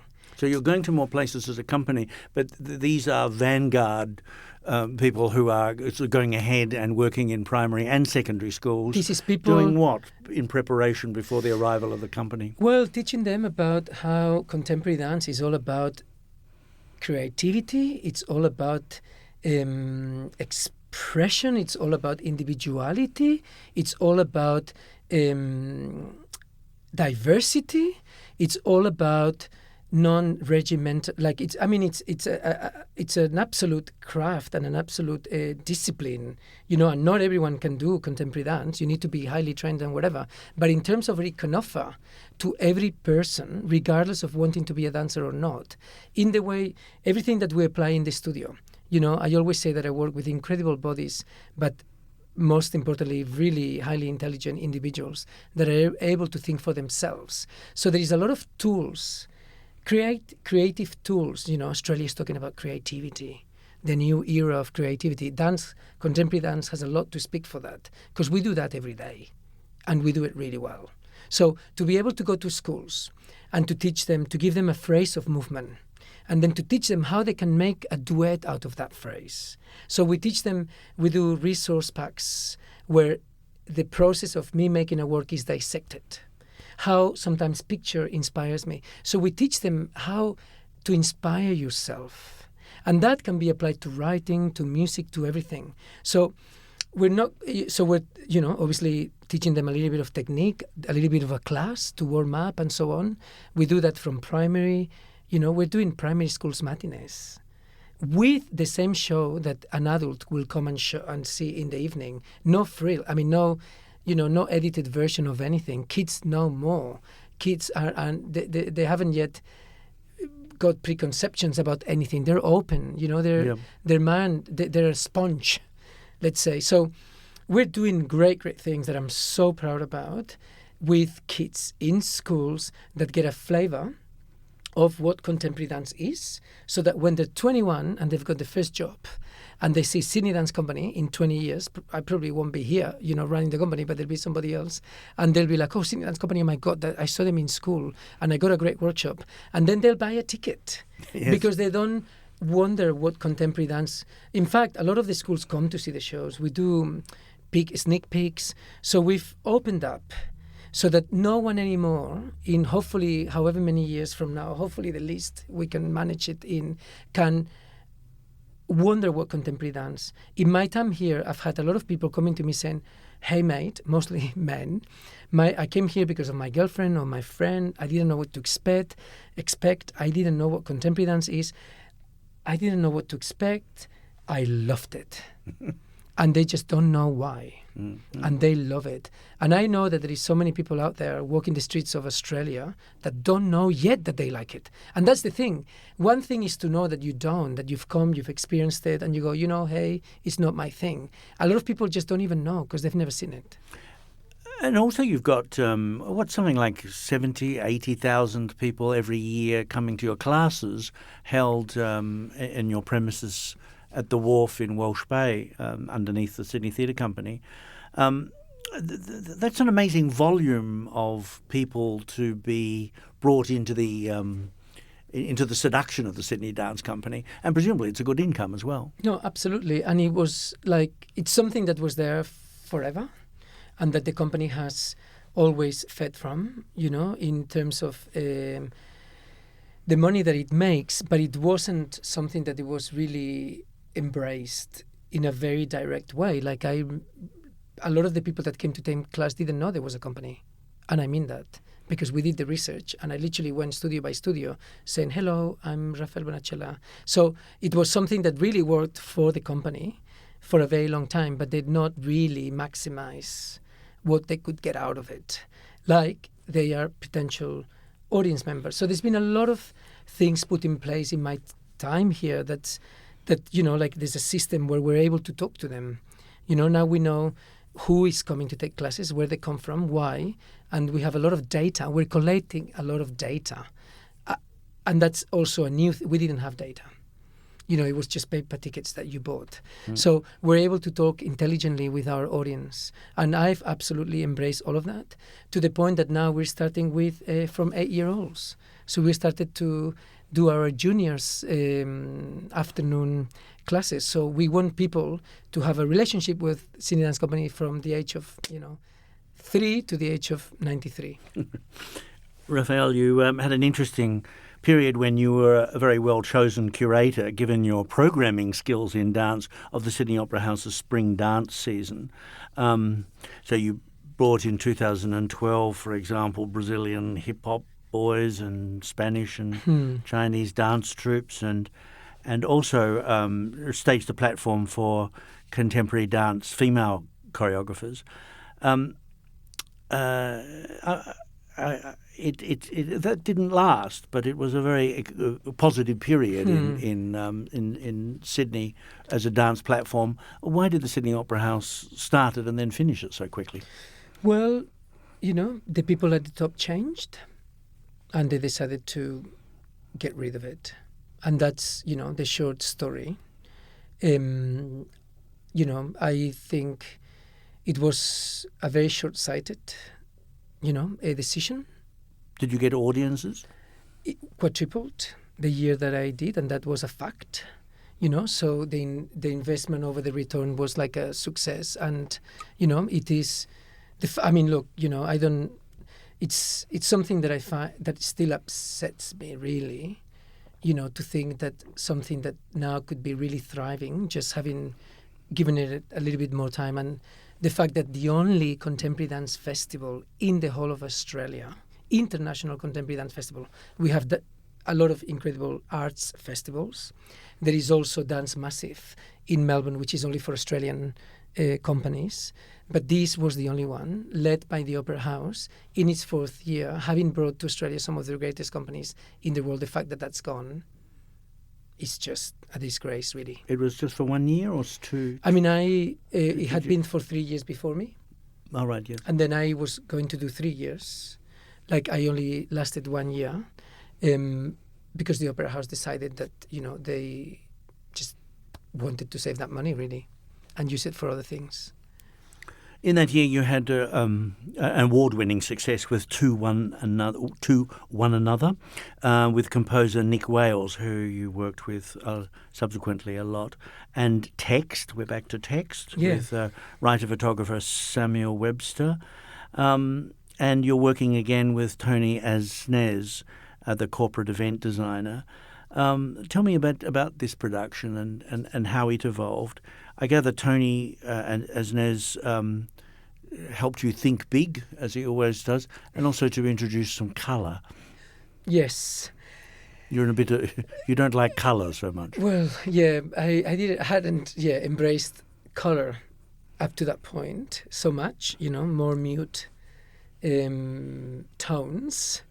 And I think I met Samuel Webster because I saw some of his writings, poetry actually. He wrote poetry and some essays, and he'd come to see the shows and sort of wrote about the shows. And I didn't know him. He wasn't a friend or anything like that. I just came across his writing. And as you know, I've always been interested in poetry, but I had never had a poet himself in the studio. So I remember meeting him for a coffee and sort of being a bit shy about suggesting something that could be a disaster.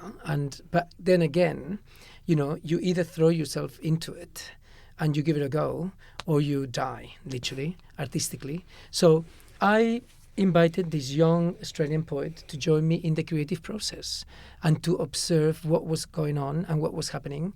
The piece, at first, I wanted it was going to be an hour, so I'd not done an hour for a while because I'd been sharing a lot of double bills, triple bills, but it was the time to do a full evening.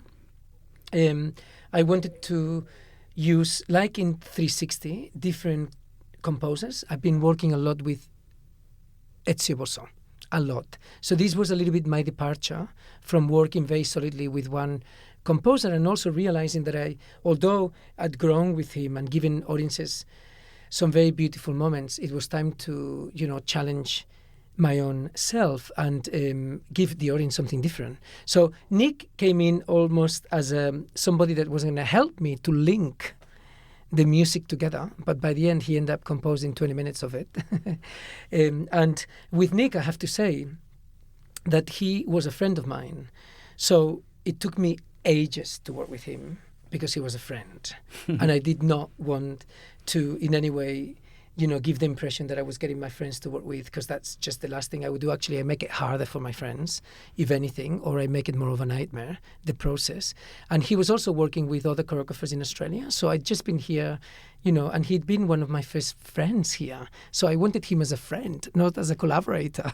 But after a few years of being here, I said, oh, look, why don't you help me to link the music? But then, of course, he went off and composed this incredible section. And he said, look, I've done 15 minutes. I was like, well, that's not what I asked you. And he's like, oh, why don't you just listen to it? And I listened to it and I was like, this is great. It had the energy and everything that I needed. So he ended up pushing himself in there, which was great because it made me realize that he was not just a friend, but also and a great composer that I looked from the outside, but also a great collaborator. So he was in. It was the first project that I was going to do with Tony after 360. So he always goes big. And of course he did, in the most clever and efficient way that I could ever imagine, because basically the work, it's gone everywhere in the world. South America, Russia, Europe, everywhere in the world on luggage with us on the plane. Not hand luggage, to one another, because it has this incredible high-tech screen that's an LED screen, which becomes this incredible moving canvas of color and energy. And it really drives and it happens all the way through. But, it's amazing. And but it rolls into suitcases. So it fits in 25 suitcases and we take it with us on the plane. So, we're able to perform one day in California and the next day in Portland because it's come with us on the plane. And when we arrive and people look at the show, they think that it's the most expensive, that we're going with 3 tracks of LED screens that Madonna used or whatever. But actually, no, it's all folded in. So he's really clever in the way that he can, be resourceful and make something amazing, but or something that also can last. Did the work profile more male dancers than female? I don't think so. I think it's sort of half and half. Thinking about it now, no. Because your the company at this stage was about 9 men to 6 women. I thought that was an aspect of to one another. No, I think that if that's ever happened, it's been an accident of sometimes being, sometimes people are coming and going. So you have a bit of a dancer for a month extra. But no, we've always gone 8 and 8. With Emergence in 2013, your idea seemed to have been that you wanted to reconnect with popular culture again. Been 10 years since Kylie, and you wanted to have a singer on stage with Sarah Blasco, and also we should note Benjamin Cistern's silver kind of floor for that work. Yes, he was a constant set designer. Yeah. So with your LTD screens that you were just talking about, the design is. Very important. Yeah, Ben is a lighting designer, but he crosses over to set. Yes, yeah. So we both collaborate very much in how the space is going to look. And he had done, I don't know which one was the first one of Ben. I don't know if it was, it could have been Emergence. And he's just somebody that, literally sent his stuff to me, as people do. And I checked it out, I liked it, and I met him, and I connected with him and went from not having ever worked with him, I think, to one another. That's it. To one another was the first thing we did together. So Tony did the design, which was very focused on light because of the LED screen. And then Ben did all of the space. And Nick, having worked with Nick on To One Another, I then commissioned him to make some new work. And because he'd been working a lot with Sarah Blasco, and I doing a lot of his arrangements and some composition for her, and they're very good friends. And I had been,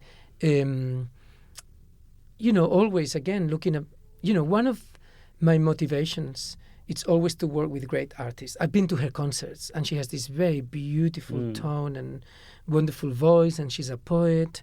She writes her own lyrics. Really a woman, like a poet, songstress, like So I'd been to the concerts. I knew that Nick knew her. I often find that if you ask an artist whether they want to be involved in something like contemporary dance, they find it really interesting. And I was also hoping, once again, to reach out to more people in the world of contemporary dance that adore Sarah, but maybe have never come to a contemporary dance show. So in a way, I get to work with people that I admire, and then I hopefully bring more people to Sydney Dance Company. So, you kill two birds at once. And that was, a very... We also did some research and development. And after a week of playing with ideas, Sarah came with the idea of emergence. And, I and Nick embraced it. And then the collaboration happened. And you had a fashion designer collaboration. Dion Lee, of course. Who made the costumes and played with this idea of emergence of cell division and growth. Yes. So and that was some kind of idea embodied in those costumes. Yeah, and how how mixing two things that you would never expect create something else. So this was the collision of two things, creating something that's never expected, a mystery. That's one of the definitions of emergence. So even bringing Sarah Blasco together with us and with contemporary dance is bringing two things that are not often, sharing the same space or often work together and create an emergence, something new. So, the only, again, me looking through things, hearing things, observing things, a very, very international, very, very young Australian fashion designer. And, for me, it's always, I've often worked with designers that do design for just theatre, but often also I've commissioned fashion designers that also find interesting creating for dance, because again, they don't have to sell the outfit. So it can be as crazy as you want it to be, because you don't have to put it on a rack, on a shop for sale. And he created these beautiful half bodysuits, which were like because he's very well known for his tailoring. So it was like a black suit, like super elegant, but the other half was a leotard, a skin color. So it was almost like flipping naked bodies, and it's really gorgeous design, actually. There's a pattern there, isn't there? Because you worked later with the fashion designer Tony Matichevsky. In the August 2013 work at the Benjamin Britten song title, inspired by bad boy French poet Arthur Rimbaud. That's right. And staged again with a live singer, in this case Katie Noonan. This vision started...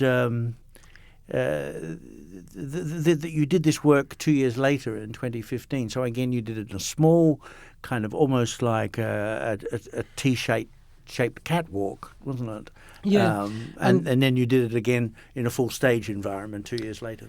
And I have to share here that talking about curating and talking about my decisions and, how I draw from where, somebody asked me to meet Katie Noonan, because I didn't meet her. I didn't know her years ago as a great artist to possibly collaborate with one day. And I did. I went to Surrey Hills. We had a coffee. We never met each other. And on our conversation, I talked about how I loved Benjamin Britten and I'd done Serenade for horn and tenor. And she said to me, there is a piece called Les Illuminations, which I love and I can sing. So that I probably wrote down and stayed with me in my mind. So the fact that years later, we and Sydney Dance Company ended up doing Les Illuminations is actually because one of Australia's greatest singers also suggested it to me. So often, having a conversation with another artist, with another person that has an interest in the arts. And so then, because I already loved Benjamin Britten, and it was the centenary of his birth, that's how everything clicked. Then I was like, Katie Noonan, Les Illuminations, centenary of Benjamin Britten, blah, blah, blah, blah. Let's do an evening dedicated to his music. So, of course, Katie was like, yeah, sure, done. Let's do it. Fantastic. We got the Sydney Symphony. It was the year that actually I was meant to be, again, curating. It was one of the programs that I had curated for Spring Dance.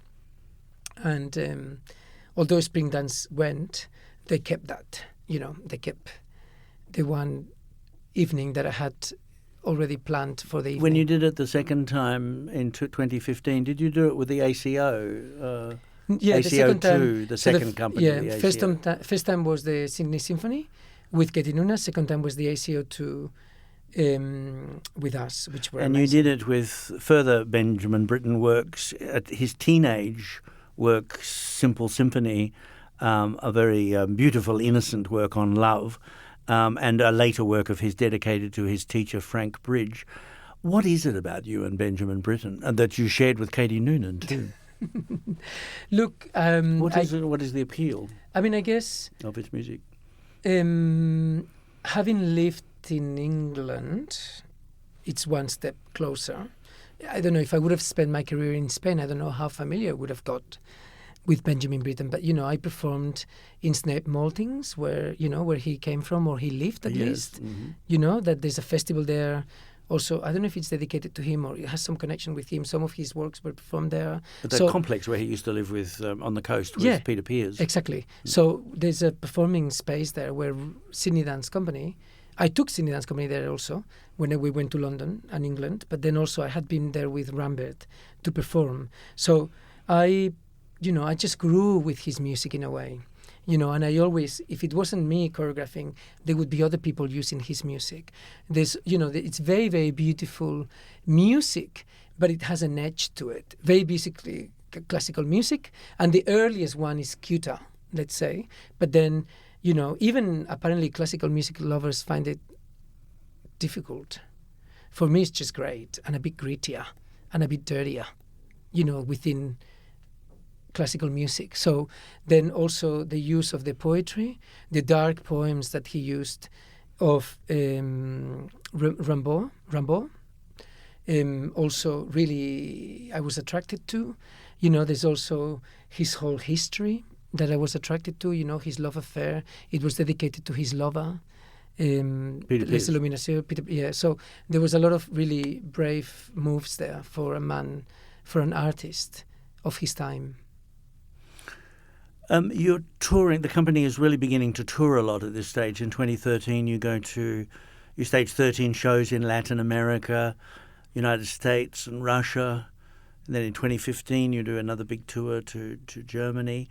Why is touring important for the company? What are the benefits of touring internationally for the Sydney Dance Company, which you're now starting to do every 2 years? Yeah, I mean every year, literally. I mean 2 years definitely, but.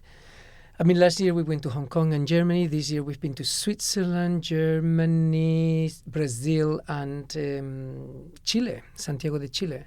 And look, I think one of the things that the company wanted was that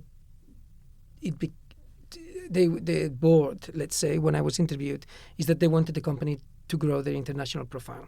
So that was one of the desires, which for me was an easy one, because I also wanted to direct a company that was going to be of relevance in the world, because we don't have other peers. Our peers are not here in Australia right now, because unfortunately there isn't any other company like Sydney Dance Company. I wish there was. There is smaller companies creating great work by independent choreographers and so on. There is Chunky Move that is full-time, but it's very, very different work. So for us to be able to, our peers, the work that we make happens everywhere in the world. And I think it is as important for Australian audiences to see what we're creating and the work that international choreographers create, performed by us, as it is for international audiences to see how good Sydney Dance Company is, the level and the standard of these dancers, and the work that Australian choreographers create.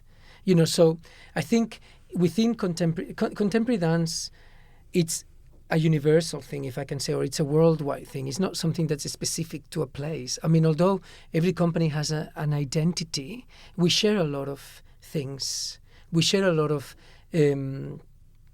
choreographers at times that choreograph in many, many companies around the world. We share, in a way, the philosophy of creating new work. So what we take to the rest of the world is something that audiences, it's interesting because they see something very unique on stage, although, it's also an international language, if that makes sense. So, when Netherlands Dance Theatre are performing next week in Melbourne, they're a company that are very, very unique. But it's also something that we're used to seeing, that it's not, that it's worth creating right now. I don't know if I'm making any sense with all of this. You're making a lot of sense. There are social and cultural and artistic reasons. Is it economic strategy as well? Yeah, look, it is also a sign of when you are invited, like we have been invited, to the best theaters in the world. When you performed in the Stanislavski Theater in Russia, where dance was created, it shows that we are making work of quality, work that's been respected around the world, and that's always a significant thing for the company. It's a very important thing that's happening. Around this time, at least in 2014, you accepted another extension of 5 years. 5 years, not 3, but 5. Surely a vote of confidence, which takes you up to being the artistic director of the SDC on its 50th anniversary in 2019. Mm-hmm. What sort of options are you playing with? I have a list. It's only 2016 I'm very now, organized, but time flies, let me tell you. So, look, one of the things that we have been doing a lot that's been a change of a strategy for me, and a very important one and meaningful one, is that I came here with, let's say, a European background, or British if they stay in Europe, but they are. So I spent my life as a Spaniard, in London, and whatever I learned and I got along the way, I've been making use of it here, and then I've been absorbing everything that's been going around in Australia. So there's been a shift and a focus on we're on a 3rd year this year with the Balnaves support, where we have a new breed season, which it had happened before, but not in such a consistent way, where we're, investing in Australian talent. And, this is year... a partnership with Sydney's Carriage Works. Yeah. Began in 2014, That's where right. you're staging the work of 4 chosen choreographers, new choreographers who do the work on Sydney Dance Company dancers. Absolutely. But the most interesting thing is that some of those works are becoming part of the repertoire of the company. So Gabrielle Nankivell, who is originally from South Australia, quite actually, a lot of people don't know her so well here because she's so international. But she lives, in Australia and makes work in Australia, mostly solos. She made a great work in the first year of New Breed. This work, it's going to be performed in our next season here in Sydney in October, and subsequently, can't tell you yet. Wild Beast? Wildebeest. Wildebeest. It will be taken internationally, to the rest of the world, to exciting places that I cannot tell you yet because it's not been announced. But next year we will be having an international tour, and the work of this young, talented Australian choreographer would be shown to the rest of the world. And that's something that I'm very proud of, that more and more, the work of Gideon Novajanek, who is not young at all, in the sense, not of age, but he's a star already, an international renowned Australian choreographer. He created a work for us which we've toured to the rest of the world. So for me to be able to take Australia's leading contemporary dance company, Sydney Dance Company, to the rest of the world, doing work by choreographers from here, it's a great delight. And in terms of the 50th anniversary, what we will be doing on that year, obviously, we have to celebrate a lot of things. But and I'm constantly thinking about, I have glimpses of ideas. I write them down, and I think we'll hopefully have to start thinking about it and making decisions, but I don't know yet. If you look at that New Breeds program, New Breeds? Yeah. If you look at the New Breeds program, which has been continuing every year since then, it is a very inspiring thing. I've attended it many times, since 2014. How is contemporary dance, when you look at that and the work of other new choreographers, how do you think it's changing from older folk like yourself with new technologies in their hands? And new ideas, new tools. Look, to be honest, I'm not so sure that there is so much that it's not been done. Mm-hmm. I just think it's a lot about how you yourself, It's like the whole film thing. It's been done and done and done and done before me. It's just one more tool. The whole using audience participation that seems to be quite popular now, it's something that's also been done in the past if you think about it. So I think a lot of the tools, I don't know, maybe there is some new technology that I'm still waiting to see. I mean, even talking about Gideon Ovajanek, the whole interactive thing on stage, he did really, really well, to a point that's almost just been done. This was very significant in the work that you did use him in a double bill in the work L'Chaim. I mean, he didn't do new technology there. He did a lot of his new technology with Chunky Move. Yep, before. Before. So I just think that, the way that dance works is that you learn from your peers and you learn from what you've experienced, either as a dancer or even people that have not danced professionally but have chosen choreography as their art form, as what they want to invest in. Is there a danger, looking at some works in the Kia Choreographic Awards, which have a similar goal to what the New Breeds program does, also at Sydney's Carriage Works, is there a danger of choreographers doing dance that is lost under bristling technology and the obsession of using technology, and it turns into a visual arts installation? Yeah, well, look, I think in the case of the Kia competition, that's really the focus. It's as experimental as it can be. So within New Breed, there is a space to experiment, of course, but there is also a space to simply create a dance. And there is also a lot of non-dance. Non-dance is a thing. Actually, you go, you look at it, and you wonder where the dance is. And apparently that's a thing, So, I think that forever and ever and ever, we will always be discussing what is dance and what's not dance, and at what point it becomes dance, and what's the virtuosic body, and can everyone dance? I was on a talk at the Opera House not that long ago about that. Can everyone dance? So it's a tricky subject. And it's a tricky because can everyone, should everyone be allowed to go on stage and play the violin? Of course not. You pay, but anyway, let's not get onto that one. Are you happy with the amount of Australian choreographers you have platformed? Because it's not a large list compared to the international choreographers that you've programmed your work next to.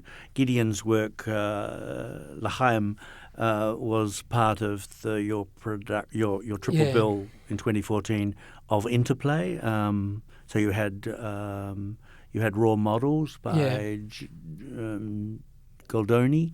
Jacopo Godani, yes. And your own new work then, yes. To a live Bach solo, back to Bach, happy with Bach, aren't we? Solo violin concerto, 2 in D minor. Just in talking about that significant work with the work of Gideon's, are you happy first with the level that you're using, accomplished and new Australian choreographers? Yeah, look, I think one of the things that is tricky is that a lot of the really established and already already choreographers, running their own companies. They're running their own companies. So, for example, with Gideon, I waited until he retired from Chunky Move to commission him for Sydney Dance Company. Because in a way, it didn't make much sense for me. He's, of course, an old Sydney Dance Company dancer himself. Of course. So what I'm trying to do is tricky because I'm trying to find choreographers that I think could, that have the capacity, the talent, and the vision to create a work for Sydney Dance Company, but they're also not running another company within Australia. Because, there is already, and Gabrielle Nankeville, for example, is one of them. And then also Larissa McGowan is another choreographer that had a work in our repertoire. So it's about finding that tier of choreographers that are talented, ready to take that challenge of making a work for the company. But they're also, not already running their own company, touring across Australia, because then, it's... there is not so. It's not so practical. As we come to the end of this long conversation, I'd wanted to ask you and focus on your last few works, which are 2 in D minor, which you did for Interplay in 2014. Frame of Mind, was that started last year. Yeah. With the designer Ralph Myers doing a very kind of striking warehouse style, naturalistic set almost with windows. Can I ask you first about the music? I wanted to ask you about music in your work. How much does music inspire your first idea? I get that, but also provide you a thematic structure. Is it part of the storytelling that it's that structure? It's very important. It's very important. I'll say that. It's important in a different way in each work. You know, sometimes a piece of music, like in Frame of Mind, when I found the music by Bryce Dessner played by the Kronos Quartet, I just could not believe my luck that I found such a powerful string quartet, you know, one of my favorite things in the world, piece of music that took you in such a journey. But we should have Bryce Dessner is from the indie rock band, The National. Yeah, The National, who's also made music for The Reverend. You know the movie? Oh, yes. Yeah, he's composed that. So in that case, I found a piece of music that really connected with a lot of the things that were going on in my life at that point. So I used the music to drive this emotion and this life period that it was to do with my mother being in hospital, my partner living away for a year, all at the same time. But really personal things that then became universal, as always. With my work, I start in something personal, but then it becomes not just about me, you know, and about my mother being in hospital, but about how we can, the longing and all of those feelings of not being able to help or whatever it is. Yeah. So the work started with listening to a piece of music, walking down the street in Rushcutters Bay, and then suddenly that becoming a work that, you know, has, I mean, I'm so proud of it in many, many ways. But other times, you know, like Lux Tenebris, the very, very latest work that I didn't have an idea for the work, Lux Tenebris. I knew that I wanted to work with Nick Wiles again. I knew that I wanted it to be electronic. And I had a feeling, a very, very strong feeling about how the music should sound, literally. Because of, you know, I just had this feeling, an instinct. So I said to Nick, you know, I want to go to the studio with you. And I wrote a series of words, visceral, unexpected, mysterious, sudden, twists, industrial, from the micro to the macro, just random words, intriguing. And I said to him, okay, I want you to respond to this. You know, if these words had to become music, what would this music sound like? And we started a process, a dialogue. And this is still without knowing what the word was going to be called and what was going to be about. So it's interesting because my relation to music is really big and important, but it's never in the same way. So then we worked for a week, and then and this is funny because I also wrote, it feels like a dark place with a space for light and beauty. I wrote that in a paper. I didn't find this until months later. But within a week, I found this idea, or I came across this idea of Lux Tenebris, light in darkness. And then I said to Nick, I've got it. This piece, it's going to be about finding light in darkness. You know, finding hope where you think there is no hope, or, you know, like fighting the dark and the beauty. And sometimes, often also how darkness can be beautiful.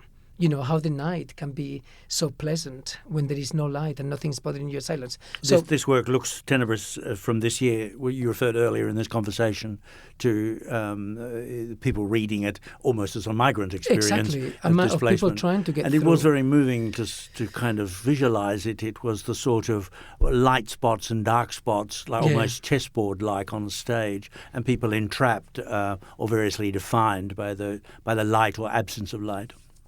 So that's another example that I work with, you know, with music. Sometimes I come across an existing piece of music that blows me away, and I need to, like in the back music, in the two in the minor. For Frame of Mind? No, for two in the minor. Yep. The solo violin. It was because I heard Richard Tornietti play it. Yeah. In one of our projects, and then I became obsessed about the back partitas, and then he never played it. Then another friend of mine, beautiful player, Veronique Serret, she could play them, and then I invited her to share the stage with us. And then, interestingly, Two in the Minor became an absolute choreographic, crafted piece of dance. So there was nothing about my mother or nothing about my boyfriend or anyone. It was just a purely because my work. But wouldn't Bach give you that definition, that rigor?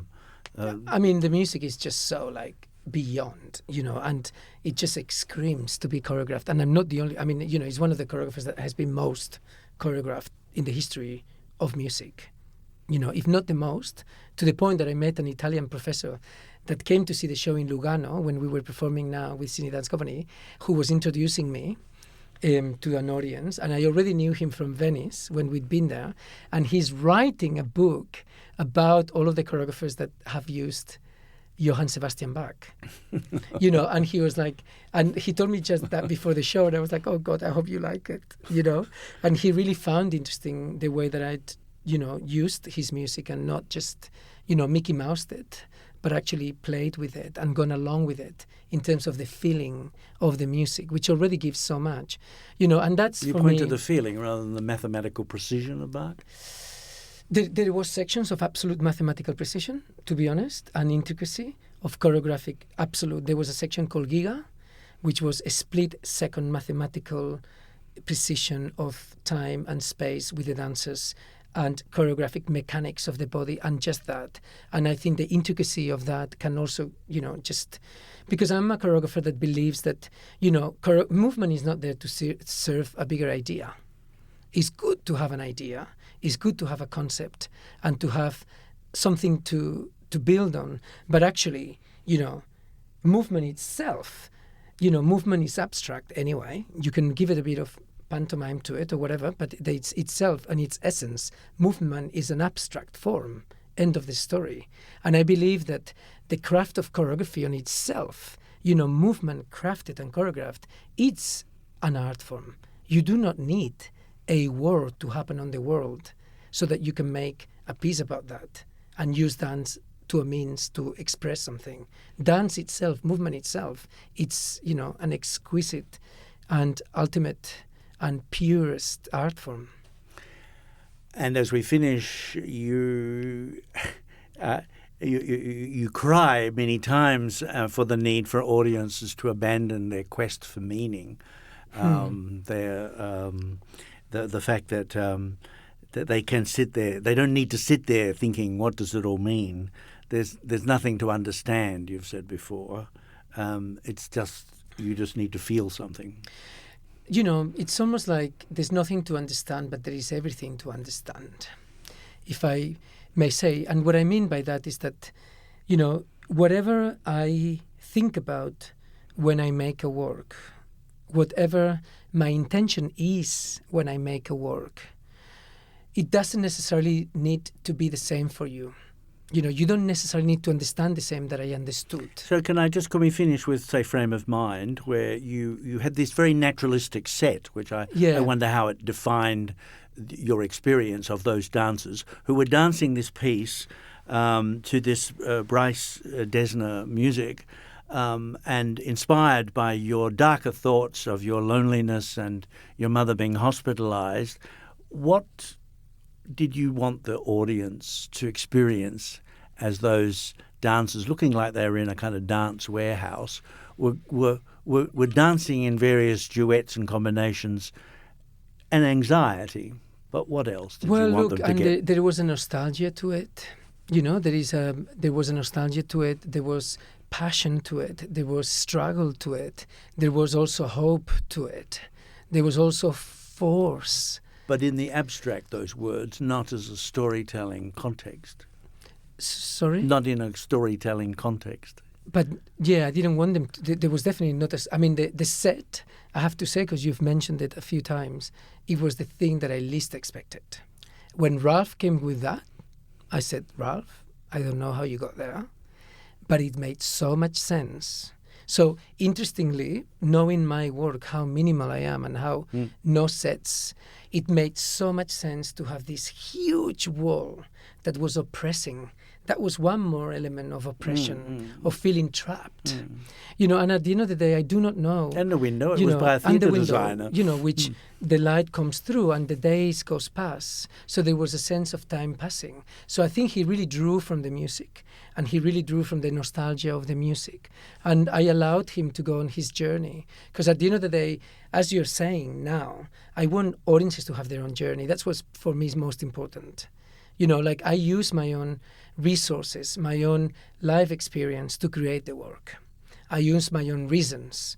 But then, the curtain goes up, the audience are sitting in the theater, and they're about to experience something that their own world view, their own personality, their own life experience, their own whatever happened that day is going to determine how they feel about that work. And I have to say that, without going into any detail, I have had responses, emails, from people that have been really moved and touched by works that I create, because they've connected to something very personal that I would have never thought of, or I would have never known, because they've had something happening in your life that work, and that's the purest, because I'm not telling them what to feel. I mean, why? I want to be to the theater. I want to be to the theater myself, and I want to be, to be able to be lost into something that's going to allow me to, we're already so prescribed as it is, life, go right, left, do this, do that, do that, do that. There is a lot of narrative and a lot of meaning as it is. So to be able to get lost in works of art, in works of dance, where you're able to find your own meaning, where through art we're able to tell new stories that not everyday stories, I think that's a very powerful thing. And Frame of Mind, last year won 2015, won 2 Helpman Awards, so something certainly worked with that. Rafael Bonachela, thank you so much for talking with us. My absolute pleasure.